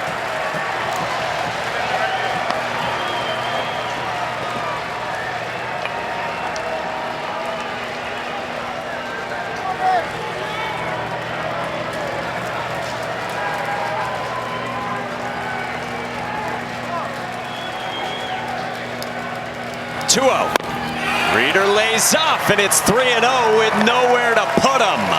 Nice job putting on the brakes right there. That high fastball when you're in a hitter's count, that's an easy one to go after. Reeder puts on the brakes, and boy, is he in the driver's seat now. And Justin West, one of the leaders of this Louisville team, trying to bear down. The pitch. Called a strike near the edge. You see what Reeder did there in this batter's box? He jumped a little bit towards the pitcher and moved his foot position just before the ball came to home plate. See if he does it again. Oh, it's sitting tight that time. On the ground to short. Alisea up with it. Kamayu Neighbors turn the pick. Pops out of the mitt of Davis. Singer scores, and it's a one-run game in the 6th inning.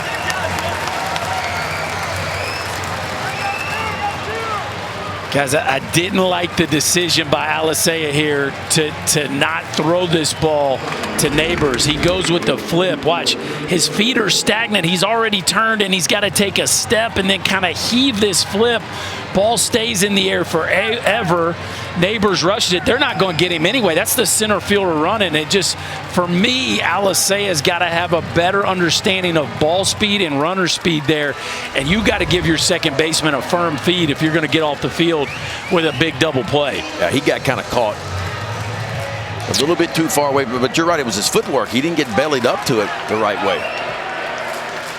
So now they're at the corners. One-run game, 2 outs in the 6th, and the leadoff man, Trent Caraway. First pitch swinging in the air to right. Eddie King goes back, and the inning is over. Oregon State gets one. Justin West prevents further damage. We got a one-run ball game for the right to stay in Omaha. Still to come tonight, 7 Eastern here on ESPN, 6 Central from Omaha, Nebraska. UCLA and Arkansas. Big game. The Hogs got that no-hitter from Gage Wood. UCLA's got to come back after losing today to LSU, and Arkansas has the pitching lined up about as good as you can if you lose the first game here. They got a deep stable of arms, that is for sure. In our game today, our game track 4-3, bottom 6. Louisville up a run and batting with 6, 7, and 8, starting with Teg Davis against A.J. Hutchison. Keljo and Cutts were the starters. We've had a string of home runs in this game.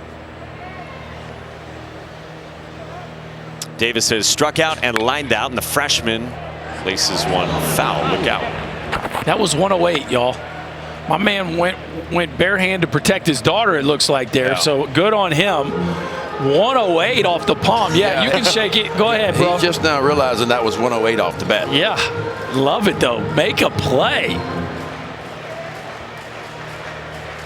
Off the bat of the slugger, Teg Davis.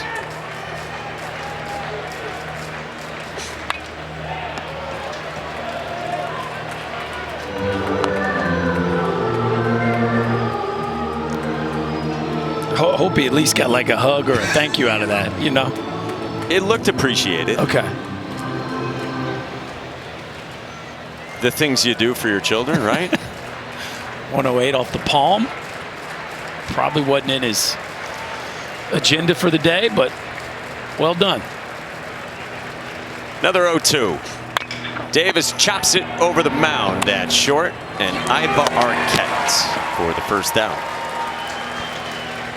Well, it brings up Zion Rose, who has one of those home runs we mentioned. 3 in this game, and he had one to lead off the 4th. Well, hanging spinner that he turned on and did a nice job of keeping this ball fair. 24 degrees off the bat, 103 miles an hour, and just under 370 feet. A line drive into the left field bullpen by the first team All-ACC outfielder for the Cards.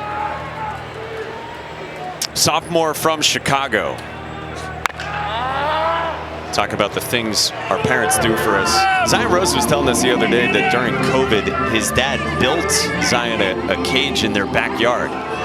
He said they didn't have a lot of facilities around them regardless. Then it's COVID. Zion wanted to get better at baseball, and so his dad just built one in their backyard. Well done. Seeing the fruits of that labor here over his college career. First 2 years, very productive. In the air, center field from Rose. Reeder has got to go back, and he makes the catch for out number 2. Yeah, there was a lot of folks got kind of creative during COVID because there wasn't nowhere, you couldn't find anywhere to work out. You kind of had to be creative and do some things on your own to kind of stay in shape and get your work in. Not everybody has a 100-acre farm, you know? Right. Were you still able to hunt? Oh, yeah. Yeah, the deer didn't know that COVID was going on. They had no idea. Nobody told them? Nobody told them. It was just business as usual. We're going to get a pinch hitter here in the spot of the 8-man in DH for Louisville. Byram Hott is a right-hand hitter. This is Garrett Pike, who had started the first couple of games for Louisville. Toledo transfer. He had an awesome season there last year. See the numbers this year with the Cards. First pitch swinging left center. Cannon Reeder got a great jump. He's on the move but can't get there. It bounces up off the top of the wall, and it's a 2-out double. First pitch into the ball game for Garrett Pike. Well, we talked about Louisville. They don't waste any time, man. They are attacking early and often. And right off the bench, gets that little fastball pretty much in the heart of the plate, and that's a beautiful swing first. Hands go first and barrel right behind it. This ball is slicing away from Reeder out to center field. He gives it a good effort, but just can't get to it.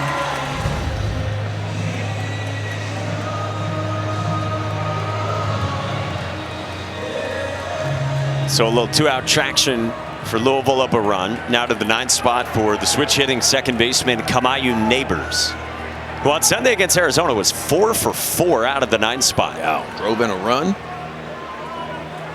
First Louisville player with 4 hits in a game here at the Men's College World Series. Well, and it feels like a good matchup for Neighbors here. A sinker baller that really preys on hitters being over-aggressive and trying to pull the ball in the air. And Neighbors loves staying on it and using the backside of the field. Goes that way, but fouls it off, and it's 0-2. 25-year-old 6th-year senior, 3 years of junior college in California, then 2 years initially as a walk-on at Cal State Northridge. Started last year, now his first year with the Cards.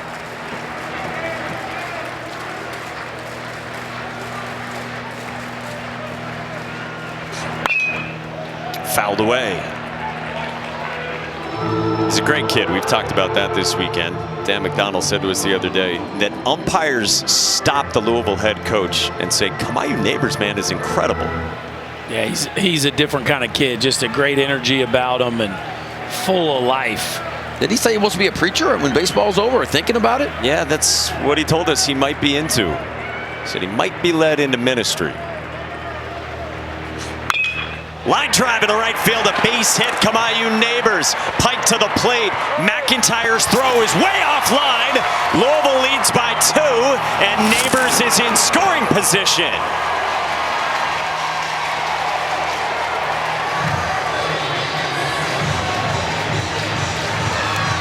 Just that you felt like that was a good matchup for Louisville right there. The submarine righty versus the slap-hitting Neighbors, who just seeing everything right now. And he didn't use the backside. Gets one kind of middle away and hooks it right in the 4-hole. But one of the things you see with hitters like Neighbors, Ben, is you don't shift them, right? Because you can use both sides of the field. So often we see that ball from a left-handed hitter go right to a shifted second baseman, but not a guy like Neighbors. You got to play him straight up.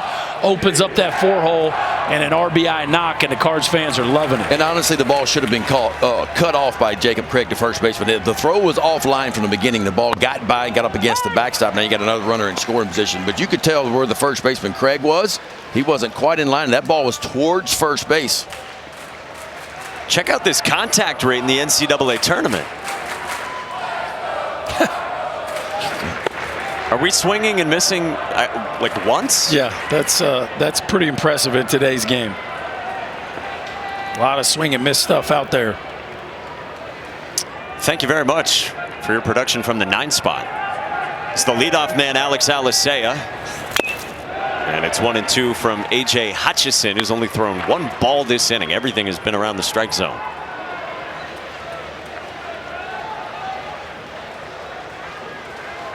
So the lead back to 2 for Louisville in this bottom of the 6th inning. Center field at Reeder. Hitting over. Kamayu Neighbors adds a run. The lead's 5-3 for Louisville, but the big bats are coming in the 7th for Oregon State. Iva Arquette will get it started. The first round pick next. Man, from Little League to Major League Baseball, few things bond a team and a fan base like a postseason run. There's just something different about baseball in the postseason, and both these teams trying to stay alive here at the Men's College World Series. Take a ride with us into Charles Schwab Field on day 5. This elimination game between Oregon State and Louisville that heads to the 7th. And McDonald, Chris Burke, Mike Monaco with you. Danny Wexelman down at field level. And the new arm is the freshman right-hander, Jack Brown from Fishers, Indiana. Yeah, Jack Brown, 24 appearances on the year. He's got 2 starts under his belt, 40 1/3. Walks have been an issue for him. 27 walks and just 40 1/3. Matter of fact, 1 less strikeout than he does have walks. Opponents hitting .340 off the freshman right-hander, Brown. He's an east-west type of guy, and he starts out with a spinner away to Iva Arquette. Trying to keep this journey going for the Beavers. Fastball, slider, curveball, and a little changeup to go with it. Changeup left up there to Arquette. We got a lot of eye black in a lot of different places right there. Yeah. Dax Whitney. Do we think that's intentional? Yeah, he didn't have a mirror to put that on. There's no way. Line drive center field. Iva Arquette scorched leadoff single. Yeah, guys, I just walked up to him, by the way, and I asked, hey, is this normal for you, regular for you, this eye black you got? He said, yeah, when I'm not pitching, I just kind of go with it. It's different every time. Whatever works, I guess, right? I mean, yeah. Ben, you showed us earlier how the rally caps worked in '89. Whatever works. Whatever works for you. One of the best. Whether it's the Polaroid case or whatever it is, eye black, it doesn't matter. Whatever works.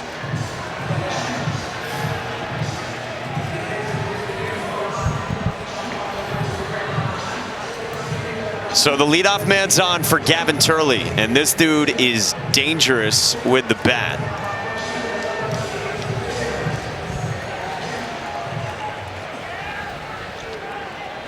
He's been an exit velocity display here in Omaha over 3 games. And he skies this one to left center. Moore goes back with the room and makes the catch. Arquette bluffs but stays at first, and the rare exit velo below 100 for Gavin Turley. And this is the type of day where if he just caught it a little more square, that one would have rode out of here. It is definitely carrying to the left side of the field today. I mean, that ball even stayed in the air longer than I thought it would. So the freshman Jack Brown handles Gavin Turley, the all-time leader in home runs for Oregon State. And now Brown against the senior catcher in the cleanup spot for the Beavers in Wilson Weber. Bottom of the zone with a strike. Weber a strikeout in the first, a walk in the third, a ground out to short in the 5th.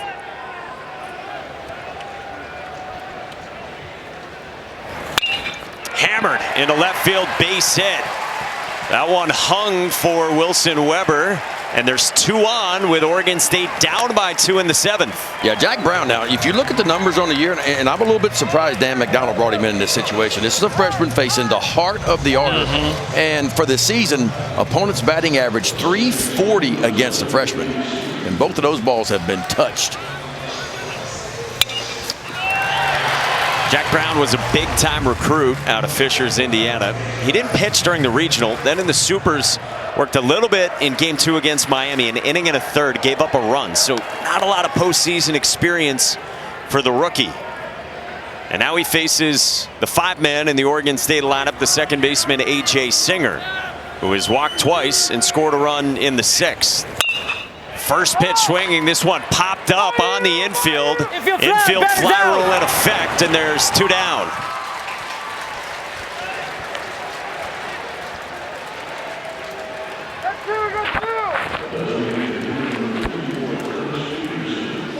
Oregon State still struggling to find that right swing with a runner in scoring position. Just, it has been 0 for today, 0 for 9 in their chances to come up with a run scoring hit with a runner in scoring position. 0 for 9 and 1 for 21 at the College World Series runners in scoring position for Oregon State in 3 games. Ball 1 to Tice Peterson, the DH for Mitch Canham.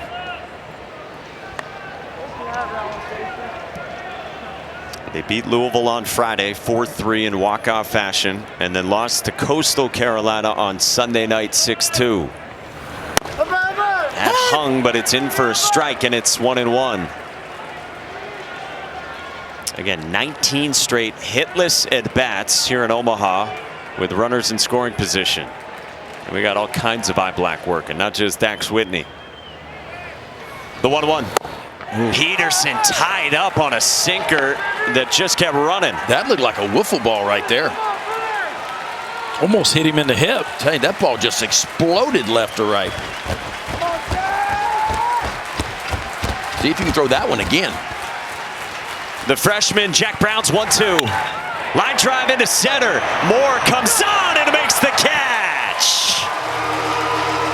The freshman Jack Brown strands 2 and keeps Louisville in front by 2. Boy, Lucas Moore was hunting this one. The second that ball left the bat, it's a big-time play by the Cardinals center fielder, running downhill at contact. A great read, and you know he's got plenty of speed to finish that one off. Game 2 of 3 on this rare 3-game day, thanks to weather. And Vahivo Loy and Arkansas in the building for a game at 7 Eastern against UCLA, and a very interesting starting pitcher for the Razorbacks in Zach Root, first-team All-SEC, who started their first game on Saturday. Yeah, he only threw 38 pitches against LSU in an inning and 2/3. So it sounds like he's going to be back up on the bump tonight. And as Matt Hobbs told us, like, when he takes the ball again, it's not for 60 pitches. Like, whenever we feel like he's ready to pitch again, we need a full start out of him. Matt Hobbs was telling us, the Arkansas pitching coach, that they had a conversation on Sunday, and Zach Root was trying to throw yesterday. Imagine if he had thrown yesterday and we hadn't got the no-hitter. He's ready to get back out there because he was not happy about getting pulled out of that ball game early in the game. I mean, it worked out. It was an inning and 2/3, those 38 pitches that you said. I mean, look at the look on his face. He's like, I can't believe it. Couple of walks, hit batter. All Gabe Gackel did was go out there and dominate. Bouncing ball to first off the bat of Lucas Moore in the 2 spot. Jacob Craig handles, and there's one away for A.J. Hutchison in the bottom of the 7th. Game 6 of the NBA Finals, Thursday in Indiana, 8:30 Eastern on ABC, ESPN Deportes, and ESPN Radio. Coverage tips with countdown at 8. SGA 31-10 in a Game 5 win. TJ McConnell? What do you do? I'm asking you. A lot of copy, but not on the copy. Not 31-10. Matt Klein bats and takes strike 1. 3-hitter who has walked, struck out, and has a fly out to left.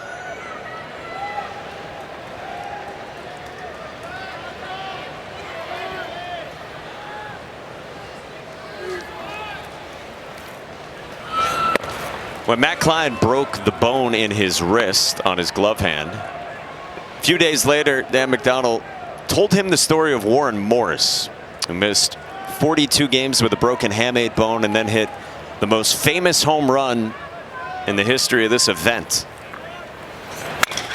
Backside ground ball off the mid of a diving Trent Carraway. And a 1-out single for Matt Klein with Dad Scott, a former Card, enjoying this. It's been a big last few days for the Trinity Shamrocks, where Matt Klein hails from. They won their second state championship. And then Dalen Lyle, the hometown kid from Louisville, Kentucky, hit his first major league home run, another Trinity alum. So Matt Klein adding to their joy over the last few days. Trinity baseball on a heater. And now we're going to get a mound visit from Rich Dorman, the pitching coach. Gives us a chance to check out Capital One rewarding performance, and a couple home runs from the Cards in this one, starting with Jake Monroe in the 3rd. Jake Monroe got the party started with a bomb into the left center field seats, and then Zion Rose backed it up with a rocket into the bullpen. Cards playing a little long ball, a little different launch on those 2 baseballs, but they both ended up in the seats. And a big reason why the Cards find themselves up a couple runs here in the 7th. And Jake Monroe this time will face a new arm. You saw Eric Segura, who's coming on for the Beavers, one of their best, enters with Oregon State down by 2. And whoever stays alive and wins this game today matches up with Coastal tomorrow. You see 2 o'clock Eastern time here on ESPN, and whoever wins this one would need to beat Coastal twice in this double elimination format. Jake Monroe with Louisville up by 2, bottom 7, and Eric Segura, premium arm for this staff, comes on like he did Friday against the Cards. Yeah, Segura making his 19th appearance of the year. He does have 5 starts, 57 1/3. He can strike you out. 78 strikeouts, 36 walks. It's some good swing and miss stuff. Fastball swing and miss 31% of the time. D1 average about 18%. And a lot of swing and miss for both the breaking balls, too. Monroe lines it into right field. A base hit, a sliding stop by McIntyre. Klein goes first to 3rd. First pitch swinging on the fastball for Jake Monroe, who singled off of Segura on Friday. Man, he just does a really nice job of using the backside of the field. He's a guy that is not afraid to let the baseball get to him. And that is an inside-out move and a rocket into right field. We've already seen a homer to left center, and now a bullet into right. And the Cards go first to 3rd and continue to put the pressure on here as the offense, boy, starting with that 8th inning a couple days ago, the offense has just looked different. I know, I've never seen a team this aggressive on first pitch. Like, they waste no time at all getting after it. That's how Monroe gets aboard in front of Eddie King Jr., who goes first pitch swinging as well in the air to center. Klein readies at 3rd. Cannon Reeder has the throw cut. Run scores, so it's in regardless. Singer taps the tag on Monroe to end the inning. But a sac fly gets the job done from Eddie King. Louisville's lead is now 6-3 as we go to the 8th inning in Omaha. Home runs on both sides and the celebrations that follow. A football helmet, a Polaroid, and the picture of what it looks like for the Beavers. But they trailed this thing 6-3 on a Tuesday at Charles Schwab Field in Omaha, Nebraska. 8th inning, and it is go time for the Beavers. Only 6 outs left to work with in their season. They've got 7, 8, and 9, starting with the home run hitter from the 4th inning in Jacob Craig against a new arm. Another freshman, Louisville's own, Trinity Shamrock's own, Jake Schweitzer. Yeah, Schweitzer on the year making his 24th appearance, 39 innings of work for him, 18 walks and 20 strikeouts. Opponents hitting .201 off the right-hander, Schweitzer. Sinker slider guy, and this is the matchup that we saw Friday night, right? The matchup that where Oregon State was able to put one on the board in the 9th and walk the Cards off. So Schweitzer getting another chance at the Beavers. In that one, Schweitzer also came on in the 8th inning. He got Jacob Craig to line out to left. First batter he faced in that one, again in the 8th, and now Craig again leading off the 8th here a few days later.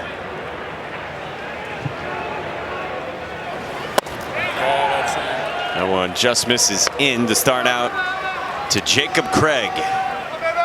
Trent Caraway hoping to get a shot this inning in that leadoff spot.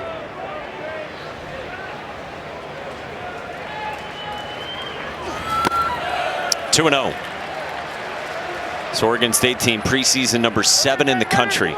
They've never been ranked lower than 11th this year, but they dropped their first game of the regional. Only team in the country that lost its first game of a regional and still went to supers. And they got here as well. That just misses. Perhaps low, maybe a little bit out, 3-0. He needs that one, Ben. That is a sinker ball pitcher. He needs the benefit of the doubt at the bottom of the zone. A tough call that doesn't go his way. Saw how good the Beavers have been in these elimination games. So they had 4 of them in the regional because they lost that first game to St. Mary's, who had never won an NCAA tournament game. And then pushed to 3 in the Super against Florida State. Popped up behind the second base bag, shallow center. Lucas Moore calls for it, and there is one away in the top of the 8th inning.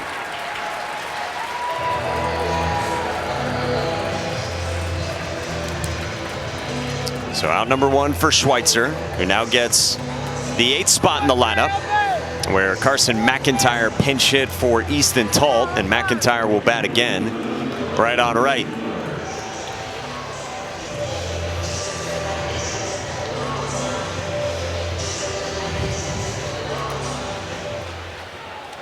McIntyre did not face Schweitzer on Friday.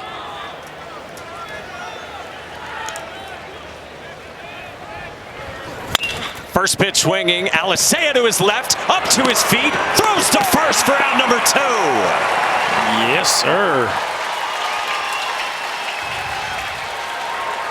A little different body type than Ivar Arquette, but he can go get it just the same. More of your old school traditional low to the ground shortstop. That's getting low to the ground and then quick to his feet, enough arm to finish it off. A smooth play there by the Cardinals shortstop. He caught that ball behind him, didn't he?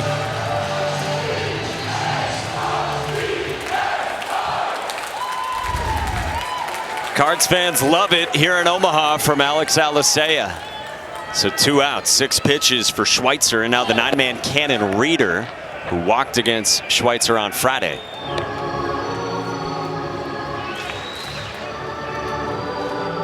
Jake Schweitzer's mom, Tara, yeah, that's what I imagine. What's that heartbeat right now? She looks comfortable. She can't even sit down. She's just pacing. Watching her son, who has authored a fabulous freshman season. Guy who wasn't even part of the travel roster at the beginning of the season. Didn't pitch the first 2 weekends of the year. Had arrived as a two-way guy. Good shortstop in high school, good hitter, confident in the box. They liked his makeup.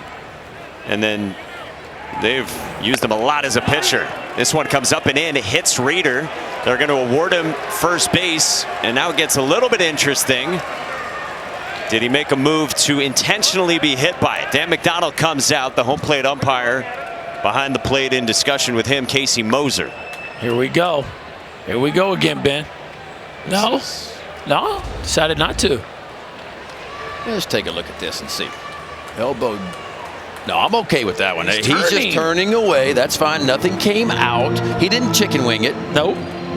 He's turning. He's turning.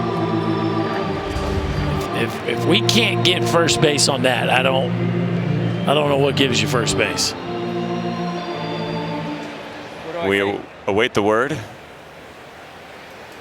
No review. No word. What do I say? Play all on. we heard. Well, Dan McDonald chose not to review it himself, and so he asked them to get together. They did, and they liked the call. I mean, he's got the challenge. He can use it if he wants to, but he doesn't want to. And maybe by sending them into a discussion, I don't know, a little discourse without him using a challenge, we don't think it would have changed. Again, the rule is if you are judged to intentionally make a movement to be hit by a pitch, it's a strike. So puts a man aboard for Trent Caraway, a leadoff man who's had a big postseason against now facing Schweitzer. Schweitzer got Caraway to ground out to third on Friday. And Iva Arquette hoping for a chance here in this eighth. Breaking ball cut on and missed. Look at this. Breathe. You got to breathe in and out. In and out. You got to watch it with a camera on you as well. Get a strikeout here. She made cartwheel back to her seat. Jake Schweitzer's 0-2. Caraway strikes out. Yeah, Mom loves it. Jake Schweitzer gets the job done. Everybody celebrating on the concourse. The lead still 3 for Louisville. Breathe, Mom, breathe.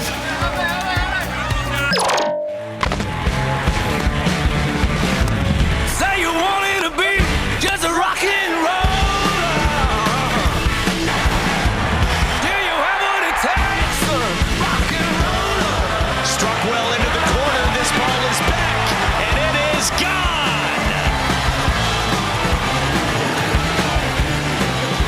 The Louisville vibes are good, and how about this? We showed you Tara Schweitzer, mom of Jake Schweitzer, who got a 0 in the 8th inning, and Louisville superfan Creighton just lifted her up. I told you she was going to cartwheel back. She almost did. Mama just wants 2 zeros for her birthday. That ain't too much to ask, is it? Just 2 zeros, son. It is 6-3 Cards. Eric Segura working for Oregon State against Ted Davis. Trying to keep Oregon State, what do you guys say on squeeze play? Hanging around? Hanging around. What movie was that? Hanging around. Rounders. Hanging around, he said. That's it. What noise was that, Ben? That's how he does. That's how he did. Hanging around. Paid the man his money. Oh, there you go. There you go. He said he beat me. Straight up.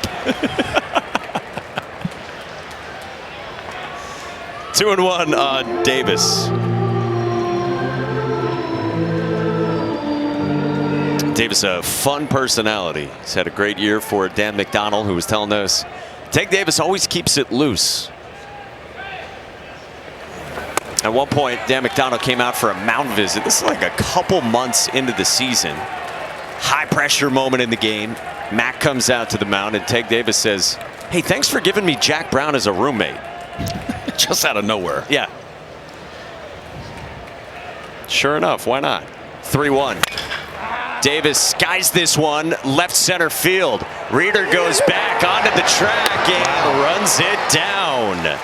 Davis thought he missed it off the bat, and that thing really is blowing out to left. Yeah, no, he didn't get that one. And believe it or not, it pushed the center fielder all the way up against the wall, but he didn't get that one good.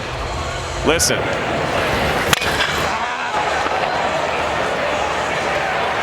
In this ballpark, you're used to, if you miss it at all, it's got no chance, especially to the backside. But that was the old, wait a second. Yeah. Well, you could tell the sound it made off the bat. He got it a little bit off the end. But that's a strong dude. I mean, that's the kind of dude that can miss hit a ball and blow it out of just about any ballpark. So Ted Davis is out number 1, and now Zion Rose Takes ball 1 from Segura. Louisville up by 3. Got walked off by Oregon State in both teams' opener on Friday. And Louisville trying to make it back-to-back elimination game wins. Flip side, clock ticking on Oregon State. They've had a season unlike any other teams really in the country. Independent, left without the Pac-12 for a couple of years. Played a crazy schedule with all kinds of travel, nearly 24,000 airline miles. Nice breaking ball there. 2-0 counts, Becking a fastball, just bends that little spinner in there.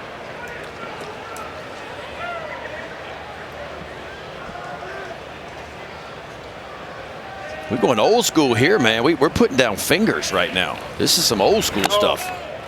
3-1 on Zion Rose. Oregon State down by 3. They're going to have the big bats coming up in the 9th inning.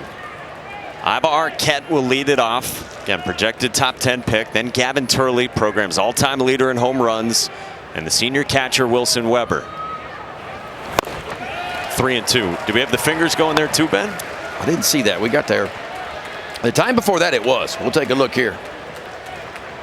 He's using the pitch comm, looks like, on his wrist. Yeah, I don't know. I saw some fingers go down, so I don't know what's going on. Yeah, he's pushing the pitch comm on his left wrist, so no fingers this time. Rose pulls it foul. How do you think you would have liked pitch comm or similar devices? I don't know. I mean, I guess you can get used to anything. I just preferred 1 fastball, 2 curve. Wiggle my fingers a little bit, I'll take a little off. It's a simple life. 7th pitch to Zion Rose. Leaks inside. 1 out base runner for Louisville, up by 3 in the 8th. Well, we continue on at the Men's College World Series here in Omaha, and the championship series starts on Saturday. For more info, go to NCAA.com, the official home for all 90 NCAA championships.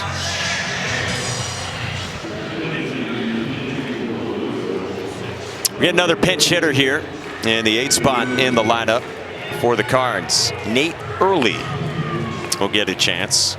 Louisville considered starting him on Sunday. They ended up going with Garrett Pike again. And Early bats where Garrett Pike had hit before and had doubled. Tough break.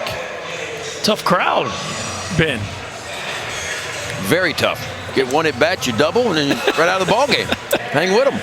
Pretty nice day for Pike, though. Hit me a double and take it to the house, throw my turfs on. That's Kellen Oakes, right-hander up in the pen. And Red Storman's coming out.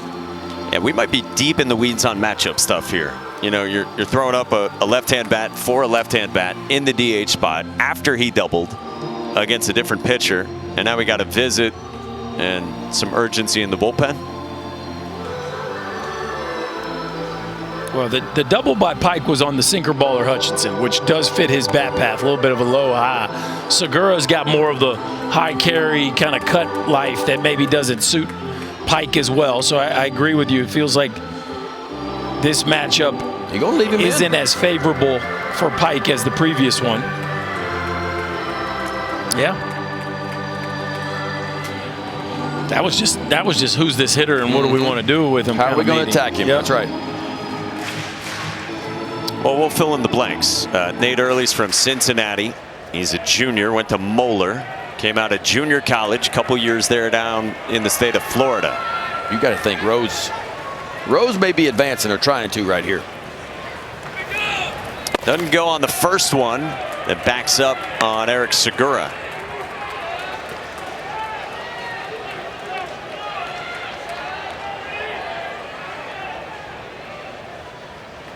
Got to go back more than a month for the last hit for Nate Early. And now getting a chance here at the Men's College World Series. Hasn't started a game since the 2nd of May in South Bend, Indiana. That's his only start this year since March. Out of this bench roll, coming on here in the bottom of the 8th, looking to add on. 3 takes.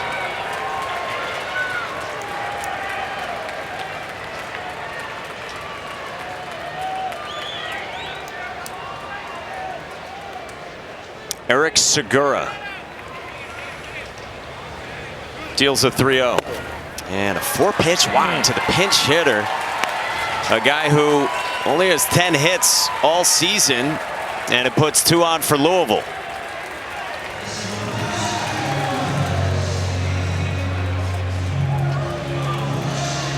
And now Kellen Oaks will come on. Rich Storman will make the move. Yeah, he didn't waste any time with that one. That was it got sideways in a hurry there from Segura. I think Rose over at first base had him sped up just a little bit, thinking about that stolen base.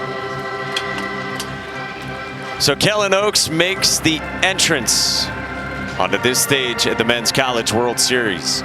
And a reminder still to come. Well, you saw them earlier, and they're back again for their second game of the day. UCLA has arrived. 7 Eastern against Arkansas.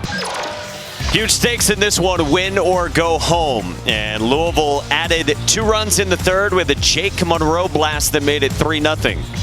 Jacob Craig got a couple back for Oregon State in the top of the 4th with the farthest home run we've had hit here, and the picture to prove it.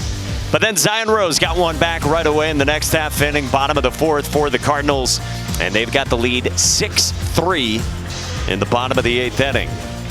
We're down to 6 teams after this one, down to 5, and Oregon State clinging to life with the brackets looking like this. Coastal Carolina in the driver's seat in bracket 1 here. Bracket 2 coming tonight with UCLA and Arkansas fighting to stay alive in this double elimination format.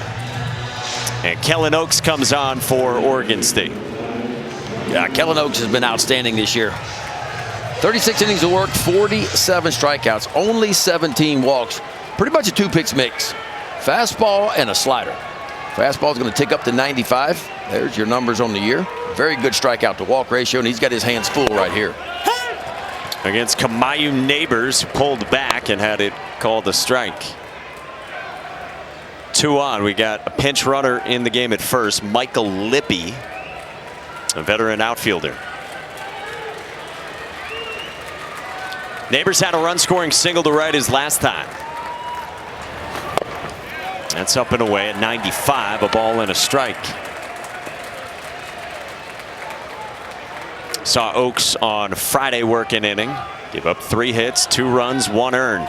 Well, got to find a way right now to draw a line right in the sand if you're Oaks. 3 runs is doable. It's tough, but it's doable. You start getting 4 and 5, it gets really hard from there.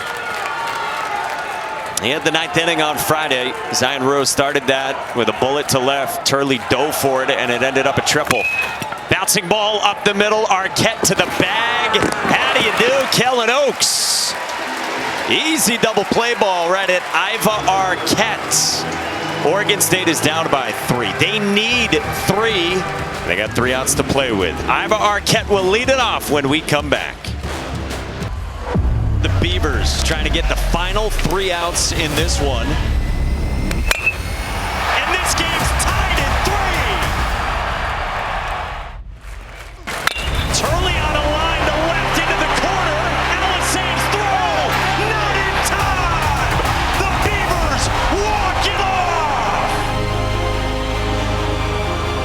It was crazy on Friday in the first meeting between these teams, and what does the 9th inning have in store today? With Louisville on top of Oregon State 6-3 for the right to stay here at the Men's College World Series another day. And can Iva Arquette, number 8 overall prospect in baseball, continue his one spectacular season with Oregon State? It's not going to be easy.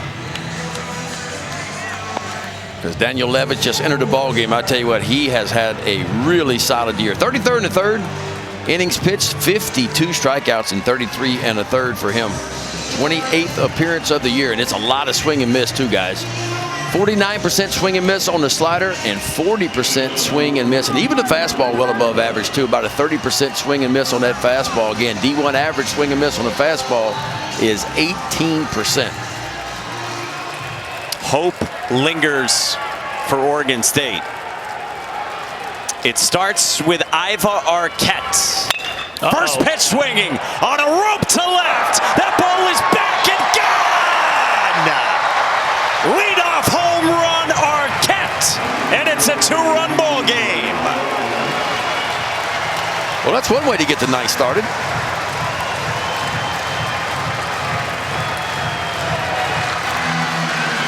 We got a new leader in the distance clubhouse. A bomb off the bat of Ivor Arquette, 418 feet. And that'll get you going in the top of the ninth as the Beavers trying to steal this one late. I guess they're not taking till they get a strike, huh? No, clearly. You tell that kid he do whatever he wants. It's only the 3rd home run given up by Wyatt Danielewicz this season. And with a Ben McDonald caliber rally cap on, for a Beaver fan, it's a 2-run game. And now Gavin Turley, the program's all-time leader in home runs. He's had a fabulous career in Corvallis. Kid from Midway, Utah. Has put on a ball-striking display over 5 days here in Omaha. Cut and a miss. Isn't it amazing how on a day where the ball's carrying, a 2- or 3-run lead feels totally different than it's felt throughout the course of this tournament? All of a sudden it feels way more reachable than it would have the last few days.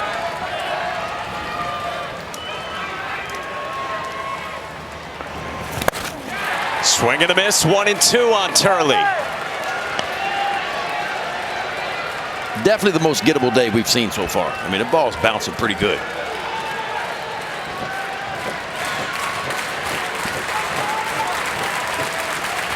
With nobody out in the 9th.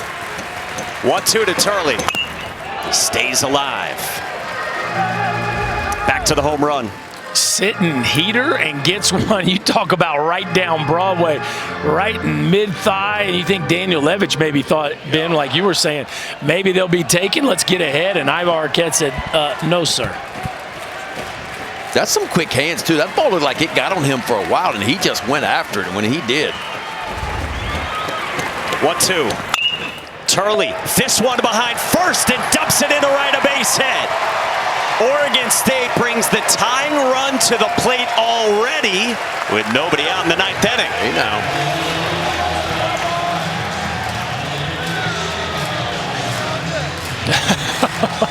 The Cardinals fans can't watch right now. There's a little different mojo on each side of the field.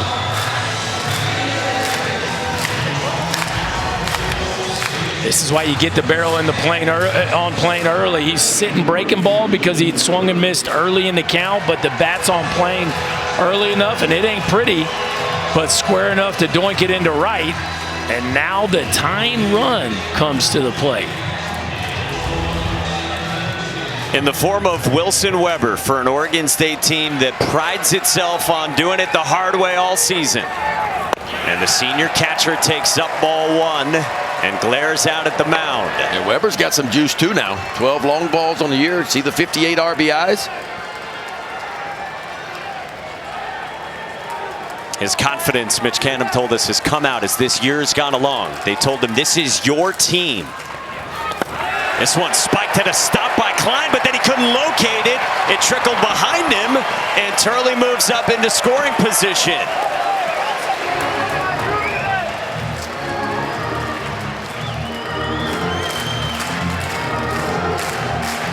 It looked like it almost hit him.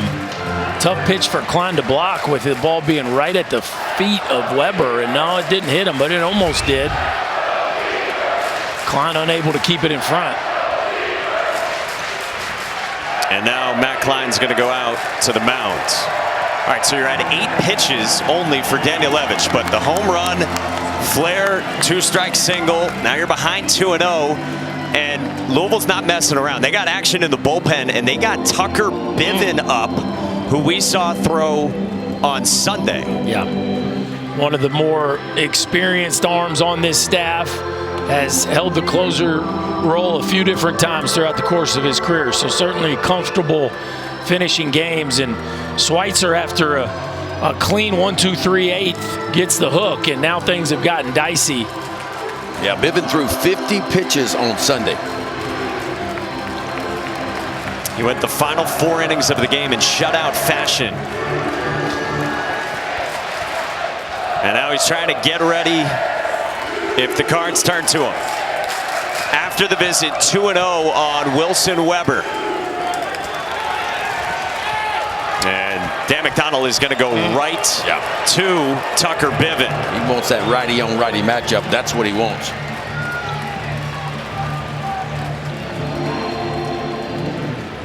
Well, it's all righties. So from here on out, he's going to like his matchup. But Daniel Levich's been really good, right? I mean, he's been one of the best arms, if not the best arm out of the Cardinal bullpen all postseason. Just didn't have it here this afternoon, and now they're going to flip the ball to a guy that's been in this position a few times for the Cards, but never in an elimination game in the College World Series. Tucker Bivin enters, one of their best arms, getting entrusted with this one with Louisville up by 2 on Oregon State in the 9th in this elimination game in Omaha. Truly a must-win game. We say it all the time, but this is win or go home elimination game at the Men's College World Series. You win, you come back tomorrow afternoon against Coastal Carolina, and you would need to beat them twice to get to the championship series that starts on Saturday. So Wyatt Daniel Levich comes out, eye black all over the place, rally caps for Dax Whitney, the Beavers and their fan base. And Tucker Bivin comes on in a 2-0 count against the cleanup man Wilson Weber, and it is nail-biting time in Omaha. Yeah, Bivin 4 saves on the year, looking for number 5. Mostly a sinker slider guy. Occasional curveball, occasional changeup, but it's going to be heavy fastball, that sinking fastball, and the slider. And I tell you what, the slider has been the pitch for him. Opponents hitting just 115 off that breaking ball. Schweitzer had the 8th, Daniel Levich got the 9th, and now Bivin follows, and that's up 3-0. 3-0. Wilson Weber has walked and has singled. These teams played a crazy one on Friday. Bivin's 3-0. Misses, and a 4-pitch walk puts the tying run aboard. Well, Berkey, let's start with this. How'd you feel about Schweitzer not coming back for the 9th inning? Well, I think it's a similar situation to when these teams met the first time on Friday night, where Schweitzer had a scoreless 8th and then went out there in the 9th and gave up a run to the top of the order that was due up in that inning. So I think my guess is their thinking, Ben, was let's give them a different look. Arquette and Turley had success off of him the last time. Yeah, and as you mentioned, Daniel Levich and Bivin have been outstanding. And now you got A.J. Singer squaring, but that's a ball with the corners racing in and momentum building for Oregon State. See how Louisville plays this defensively. Do they just get an out? Do they try to get the lead out here? What's Monroe going to do? Monroe hanging. So anytime you see the third baseman just hanging there, that means the pitcher has the third base side. The first baseman obviously is going to take the first base out. But Tech Davis is very aggressive, and a left-hand first baseman, if you make a bad bunt, he can rip that thing to third and get the lead out. Yeah, and he's closing the distance, too, from third base. Look at, he's going to be all the way into about 30 feet. But this is where you got to throw a strike. I mean, you just got to throw a strike right now and take your medicine. And if it's bunted hard enough back to you or to the first baseman, maybe you get the lead out over at third. Yeah, and this is Bivin pitching for the 2nd time in 3 days. Only done that a couple of times this year, and never after the length he gave on Sunday. 2-1. Singer bunts it foul, and it's 2-2. You can see Singer really tried with the bat there to kind of slug it towards third base. Late, he made a move with the bat. Because Davis is so in his face, he's making sure he doesn't get it up the first base side, and with that, he just topped it. You gonna bunt him again here, 2-2? Man, it's a tough call. Yes, probably not. I'd probably let him swing. Singer can run. I'd probably take my chances with him swinging the bat. Tucker Bivin's 2-2. Singer lines it into right field. King on the move, plays it on a hop. Oregon State's got him loaded in the 9th inning.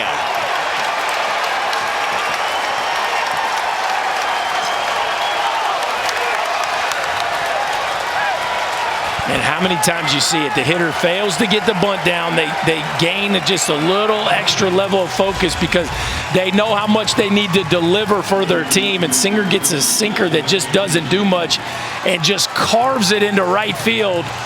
Eddie King lets it fall. And that's their first hit with runners in scoring position of the ballgame. Now, it didn't score anybody because Turley played it so safe at second base. But I'm all right with that. Yeah, that's right. Turley, Weber, and Singer aboard for now Tice Peterson. Junior DH swings through the first one from Bivin. Again, Bivin went the final 4 innings Sunday in an elimination game against Arizona. Shutout work, 5 hits, couple Ks, 53 pitches like Ben said.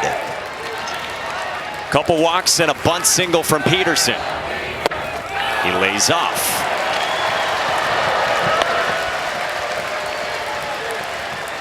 Tucker Bivin's the most versatile piece, Dan McDonald was telling us, on the Louisville pitching staff. Team USA over the summer last year as a reliever. Berkey told you a lot of closing experience. Nobody out in the 9th inning. The 1-1. Down and away, 2-1. Kind of tugging that sinker, Ben. That's a couple times now we've seen him throw. You know, that sinker is almost always designed to be to the arm side. He keeps tugging it there to the glove side, away from these right-handed hitters.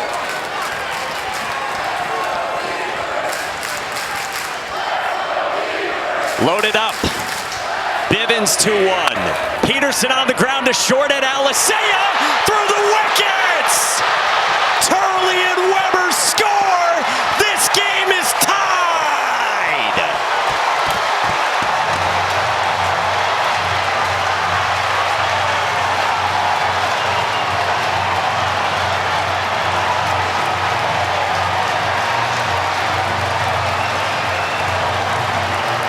Guys, I gotta wonder here if the runner really affected Alisea.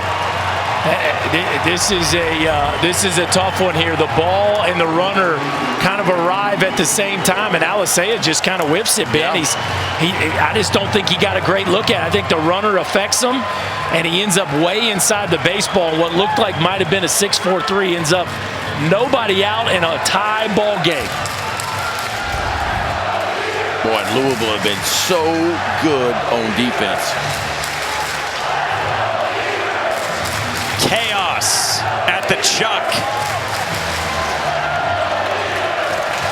And now Dan McDonald's coming out. The first 5 have reached for the Beavers in the top of the 9th, and they pulled even.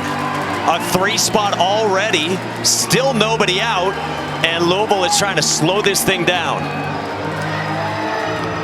I mean,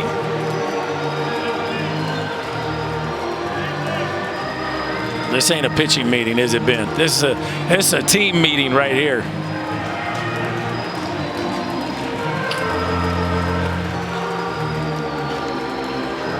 Rally caps are working.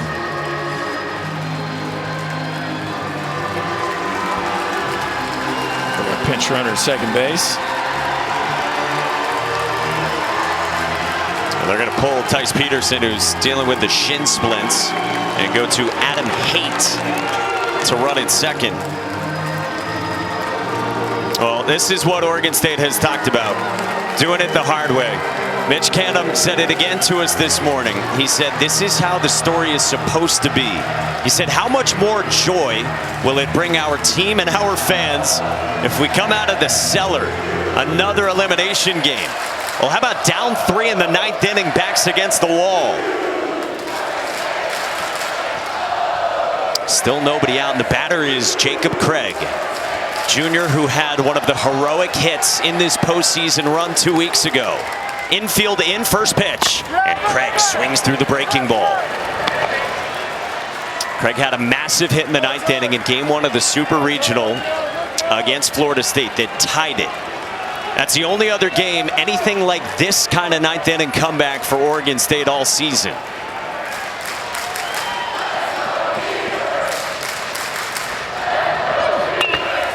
Craig told us the other day that moment is why you played the game, for big moments just like that one. Told us it was definitely the biggest moment of his career. Told us it was the loudest crowd he had ever heard in his life. And he said he took a deep breath and realized the stage he had. He's got another one here today. Bivens 0-2. Drifts up and away.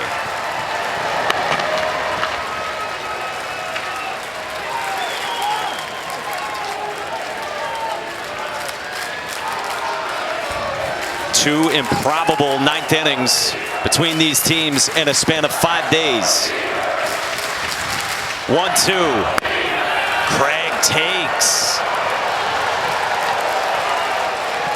He's leaning on that slider right now, Biz. But with that wall on the left side, I mean by that wall of defense by Louisville, for me in this position right here, it's two-seam fastball and it's in. I got to create a ground ball, hopefully into that wall over there. 2-2. Strike three call, top of the zone. A strikeout for Bivens, and there's one away. Oh, he leaned on that slider, and he finally got one there. And I mean, it was borderline right at the top of the zone. As a hitter, you think it's up. You see it up. Watch him bend this breaking ball. Could have been up. But a huge pitch and a huge result for Louisville here. So one away. And now it's Carson McIntyre, who came on to hit for the left-hand hitting Easton Tull in the 6th inning. He is struck out and grounded out to short. And a move over to third. Seeing if anything's on there. Okay, maybe, yeah. Safety certainly an option right here. This is where Tech Davis, you know, to me at first base, like, yeah, you might get a ground ball, but to cheat in and really be anticipating a safety squeeze is probably your primary role here. Leaning on the breaking ball again to start out. McIntyre with strike one.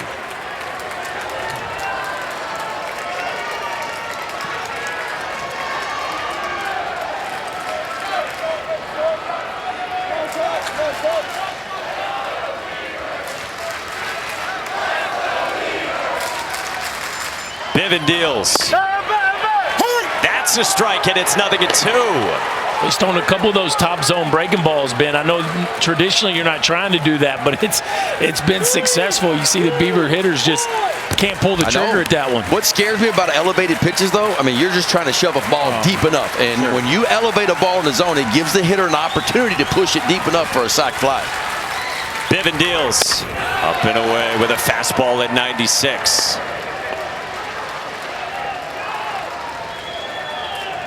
That might have been for a little show right there. Slider's been a pitch.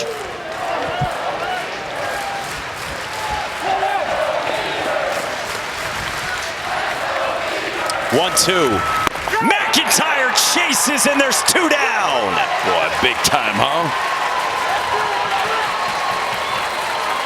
This pitch here had a mind of its own, folks. The best breaking ball by Bivens by far. Throws a fastball up, just kind of changes the eye level a little bit, and right behind him with a really good sweeping breaking ball. That ball moved a lot right to left.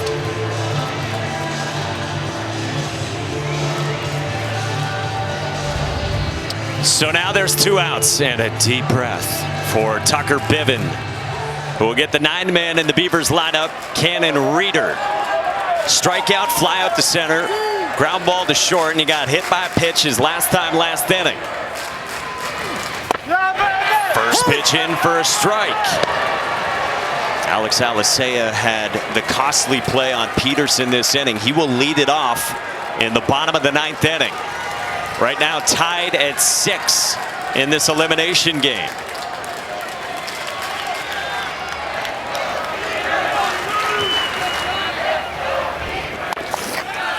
This is hard to do. Only 2 teams in the history of this event have overcome a 3-run deficit in the 9th inning to avoid elimination.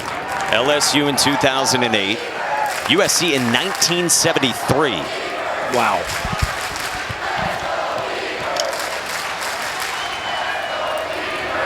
The 1-1. Reeder pops it up. Behind first, Davis backpedals, inning over. Tucker Bivens picks up Alex Alicea and keeps this game tied at 6. Oregon State has battled all season.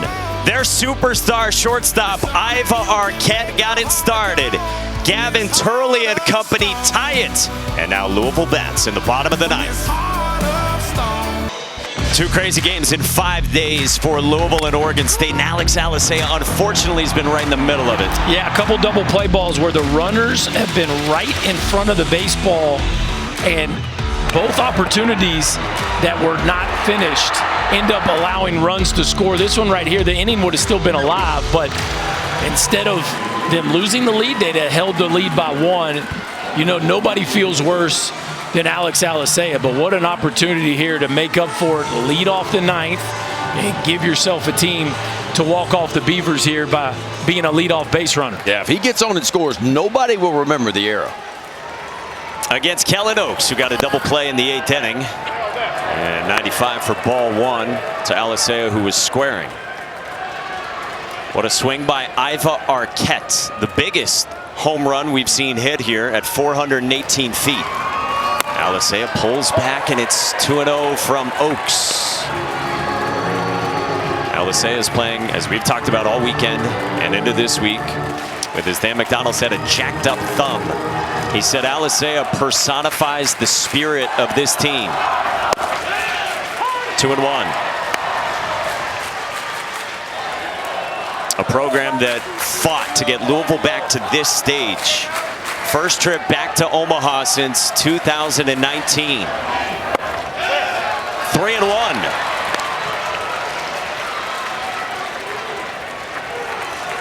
Dan McDonald talked about rising from the valley. A program that missed 3 of 4 NCAA tournaments altogether. Something that seemed unfathomable for the Cards. Full count. Well, I know you don't like how it ended up, but at the end of the day, you got top ball game up to bat with the top of your order. I think if the game when the game started, the Cardinals would have taken that opportunity. Now you got to cash in on it. Just off the edge, ball 4. Wow. What a take by Alex Alisea, who atones and works a leadoff walk. And this ball's off. Casey Moser has had a heck of a day behind the plate today.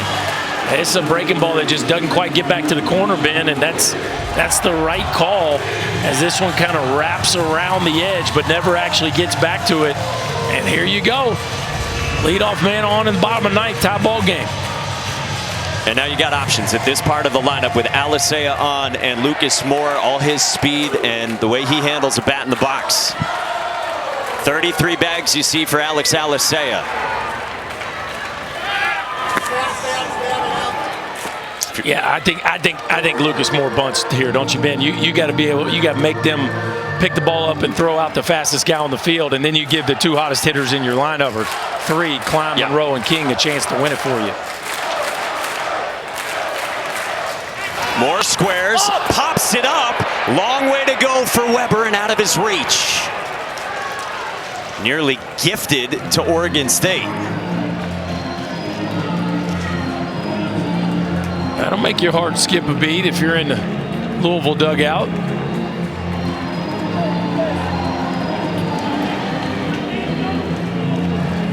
From Lucas Moore, first team All-ACC sophomore center fielder.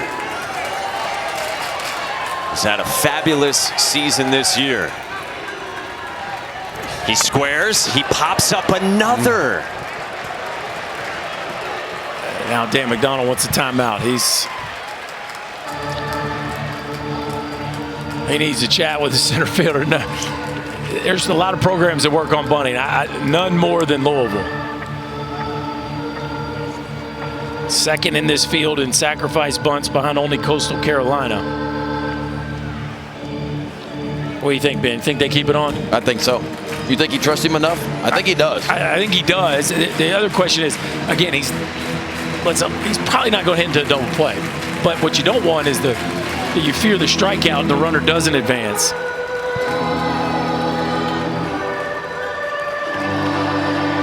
You got your big bats coming after Moore, of course. Matt Klein, catcher, captain in the 3 spot, and then Jake Monroe swinging probably the hottest bat for Louisville in the cleanup spot. So is it still on for Lucas Moore on an 0-2 from Kellen Oaks? The pitch. He swings and chops it just foul. That was almost a little slash for a second and third situation right there. That had a little Ichiro on it right there. Just a rocket down the third baseline that just missed.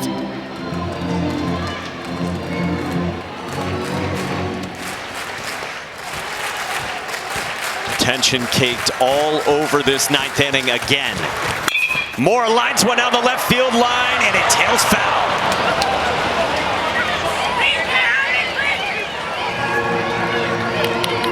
And you said it had some Ichiro. That's what Dan McDonald said to us the other day, that's something Lucas Moore practices. A little backside slash. Almost a grounder. Now this time a line drive. Getting a little hairy with the feeding fastball. I was about to say. Like a breaking ball down, but a breaking ball down allows the runner at first base, Alisea, and that's the problem. 0-2. Moore pokes it foul. He got a changeup at 91. And now they're going to say catcher's interference on Wilson Weber. No way. So from a 2-strike count, Moore battling, he gets aboard, and the winning run is in scoring position. That can happen when a hitter's letting the ball travel as much as Lucas Moore was right there. You just don't see a whole lot of that in Division I baseball. This thing, he lets it get so deep into the mid that it's almost being caught, and just, a no-doubter. Catcher's interference. Wow.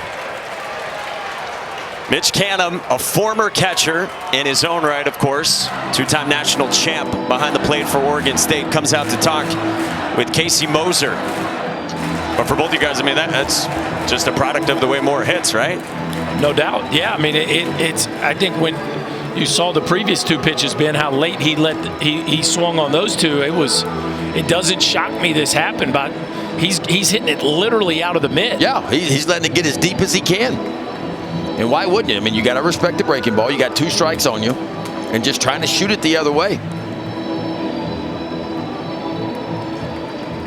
All right, how many sacrifice bunts on the year for Matt Klein? Hold, please. Let's get the interns on it.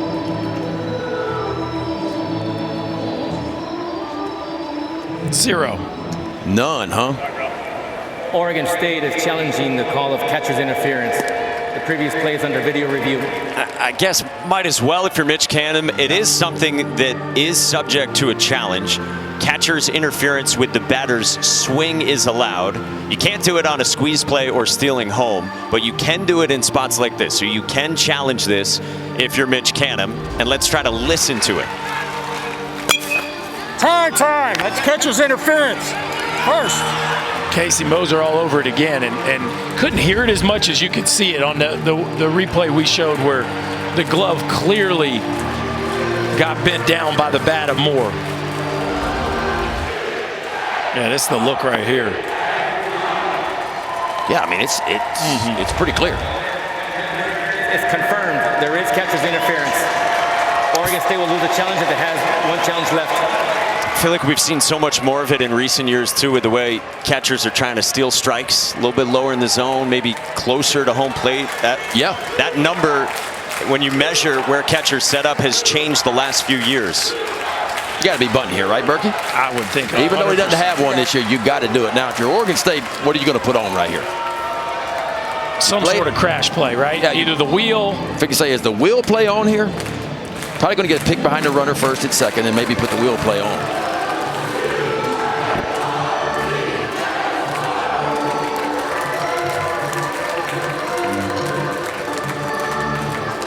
Louisville fans have been taken on a roller coaster that now leads to Matt Klein. Again, the guy who missed about 2 months with a broken bone in his wrist. And a few days later, Dan McDonald had a captain's meeting with the 5 captains, Klein one of them. And at the end of it, Dan McDonald took out his phone and showed Matt Klein who Warren Morris is. Hit the most famous home run in this event to walk off a national championship. Warren Morris had missed 42 games with a broken hamate bone, only to return, eventually swing, and eventually do that. Only home run he hit that year, Warren Morris. Incredible story. Well, here's Matt Klein right in the middle of something at the CWS. with his dad, Scott, hardly able to watch. Klein does square, bunts it in front of home plate off the glove of Oaks. And they're loaded with nobody out. Man, this has been a wild ninth inning, hasn't it?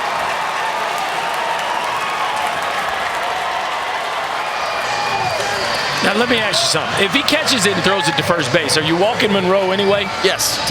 So it doesn't feel quite as big as if this game was not tied, but it just more another example of the pressure that's out there on the field right now.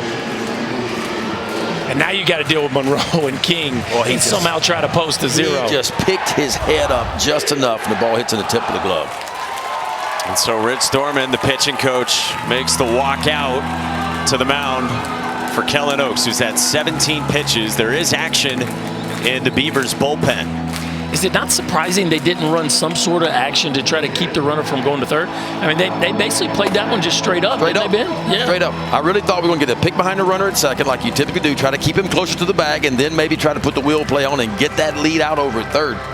And look who's coming in. Zach Edwards, a freshman who hadn't thrown in more than a month before he pitched on Sunday against Coastal Carolina. He looked nasty. So all of a sudden, the freshman is tasked with saving Oregon State's season. He enters into a bases-loaded, no-out spot in a tie game in this elimination game in Omaha. Kellen Oaks obviously frustrated when he came off the mound for Oregon State here in this bottom of the ninth inning in a wild one as we welcome you back to Omaha, Nebraska in the Men's College World Series. Ben McDonald, Chris Burke, Mike Monaco with you upstairs. These two teams, 2 times in 5 days, have played games that are practically inexplicable. Yeah, there's been a lot of action. That's very entertaining. We've had fun. I don't know if the two skippers are enjoying the defense, but how about bringing a freshman in this situation, Ben? This is a huge ask. I mean, nearly an impossible ask to bring a freshman in, bases loaded, nobody out, and ask him to get out of this jam right here. There's the numbers on the year. He's got a 6 ERA. Now, he can strike you out. 21 strikeouts. It's big-time stuff. And we saw it the other day against Coastal. 25 pitches. It was some big-time stuff, and he's going to need every bit of it to get out of this one. Against Jake Monroe, Louisville's perhaps hottest hitter. First pitch up high from Edwards at 98, who again hadn't pitched in more than a month. Mitch Canham told us this morning that yesterday in practice, they used Edwards' outing as an example to the team of staying ready. Well, this would be Herculean from Edwards. Monroe cuts through a filthy tight breaking ball. Monroe had a 2-run shot in the third. Junior college transfer who was just craving an opportunity out of high school, he told us. 3 years later, he got it with the Cards at the D1 level. The 1-1. Monroe chops it foul, and it's 1-2.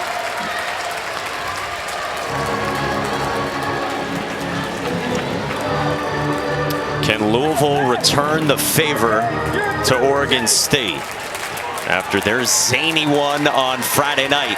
Speed at third with Alisea. Well, if he could take 98 now and get right above the top of the zone.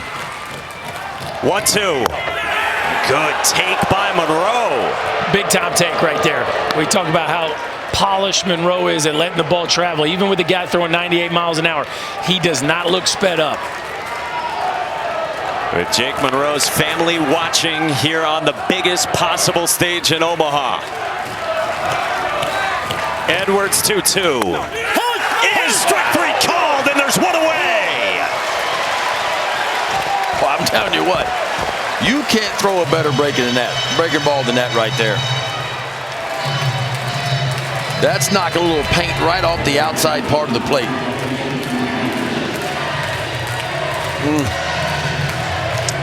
So there's one down, and Eddie Chance ring out for Eddie King.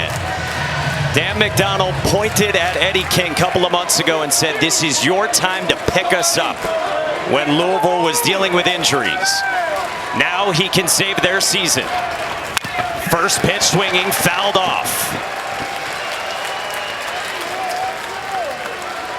Eddie King got serenaded with chants of his first name during the Super Regionals back in Louisville. Eddie said it means everything to me. He's been here for all the ups and downs for the Cards. Edwards 0-1. Blocked by Weber. What a stop behind the plate. Wow. Speaking of saving a season. Gotta have it. You gotta be able to spin that breaking ball with the conviction to get a swing and a miss, and you gotta trust your catcher. One knee down, get around that thing just enough, Ben, to keep that one in play. It wasn't perfect, but it worked. And now again, that's the danger with one knee, right? Being able to move laterally.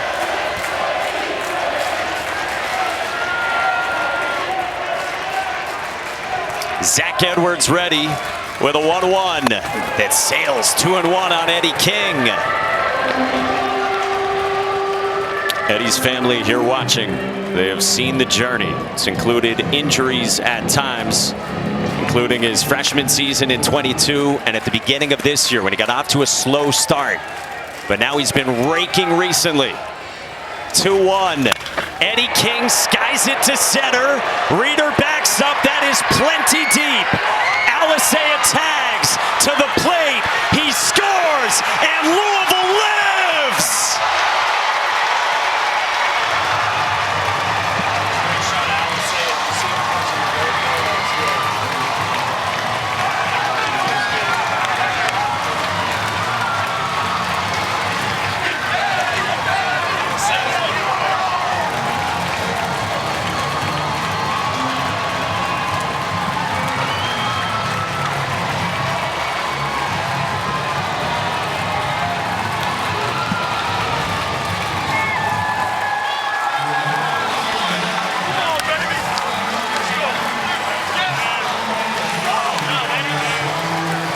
Eddie King is the hero, and there might not be a bigger exhale at this event than the one from Alex Alisea at home plate.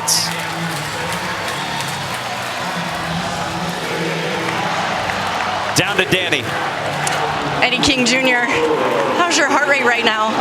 It's pretty high up there. That was probably one of the biggest at-bats of my career, so I just wanted to come through, try to be simple. I don't have to get a base hit right there, so I just try to move the ball. Well, that hit keeps your team in Omaha another day. How do you describe the fight in the Cardinals? Like I said a lot of times before, this team is special. You know, we get knocked down, but we get right back up. So we just got to keep continuing to do that. I saw you talking to Jake Monroe before your at bat. What did he tell you? I was asking him how the slider was moving, but you know, he just we relayed pitches and like how movements and all that stuff to the other hitters. So you know, it was just being a good teammate talking to me. What does it sound like hearing an entire crowd here chant your name? It's amazing, you know, even from the start of the Super Regionals, that's where it really started, but it's just amazing. It's something special, and I'm so glad I get to come through for Card Nation. How good does it feel to stay one more day in Omaha and play for a title? It's amazing, you know, one step closer, you know, so just keep fighting to advance. Congratulations, go celebrate. Thank you, thank you. Mike. Danny, thank you. Great stuff with Eddie King. Fitting that he's the one to keep Louisville in Omaha. And hats off to Oregon State. A special ride, a schedule unlike any in the country. And Mitch Canham led this group back, and a moment for King with Alex Alisea, who, man, you could see the emotion draped all over him when he got to home plate. The relief of a player that was carrying a heavy burden, and then, of course, the agony of defeat. Oregon State played like champions throughout this entire postseason, but ultimately came up just a bit short. What a season they had. Hats off to the Beavers. It was a special ride for that group this season as an independent, no less. All right, so here we go. We are down to 5, and Louisville will get Coastal Carolina tomorrow, 2 o'clock Eastern time, right here on ESPN. Still to come tonight, 7:30 Eastern for our 3rd game of the day. That was something. A wild 9th inning. That was fun, boys. Pretty good back-to-back days there, right-hander. It just keeps getting better and better, man, with these games. It's crazy. I hate it for Oregon State. They fought their tails off, man, to get there, but just come up a little bit short. Sports Center is next for Danny Wexelman, Ben McDonald, Chris Burke, and our entire crew led by Sean Jackson and Jeff Evers. Mike Monaco saying thanks for joining us here in Omaha. Don't forget, 7:30 Eastern here on ESPN, UCLA and Arkansas. For now, Shea Cornett and Phil Murphy, all yours.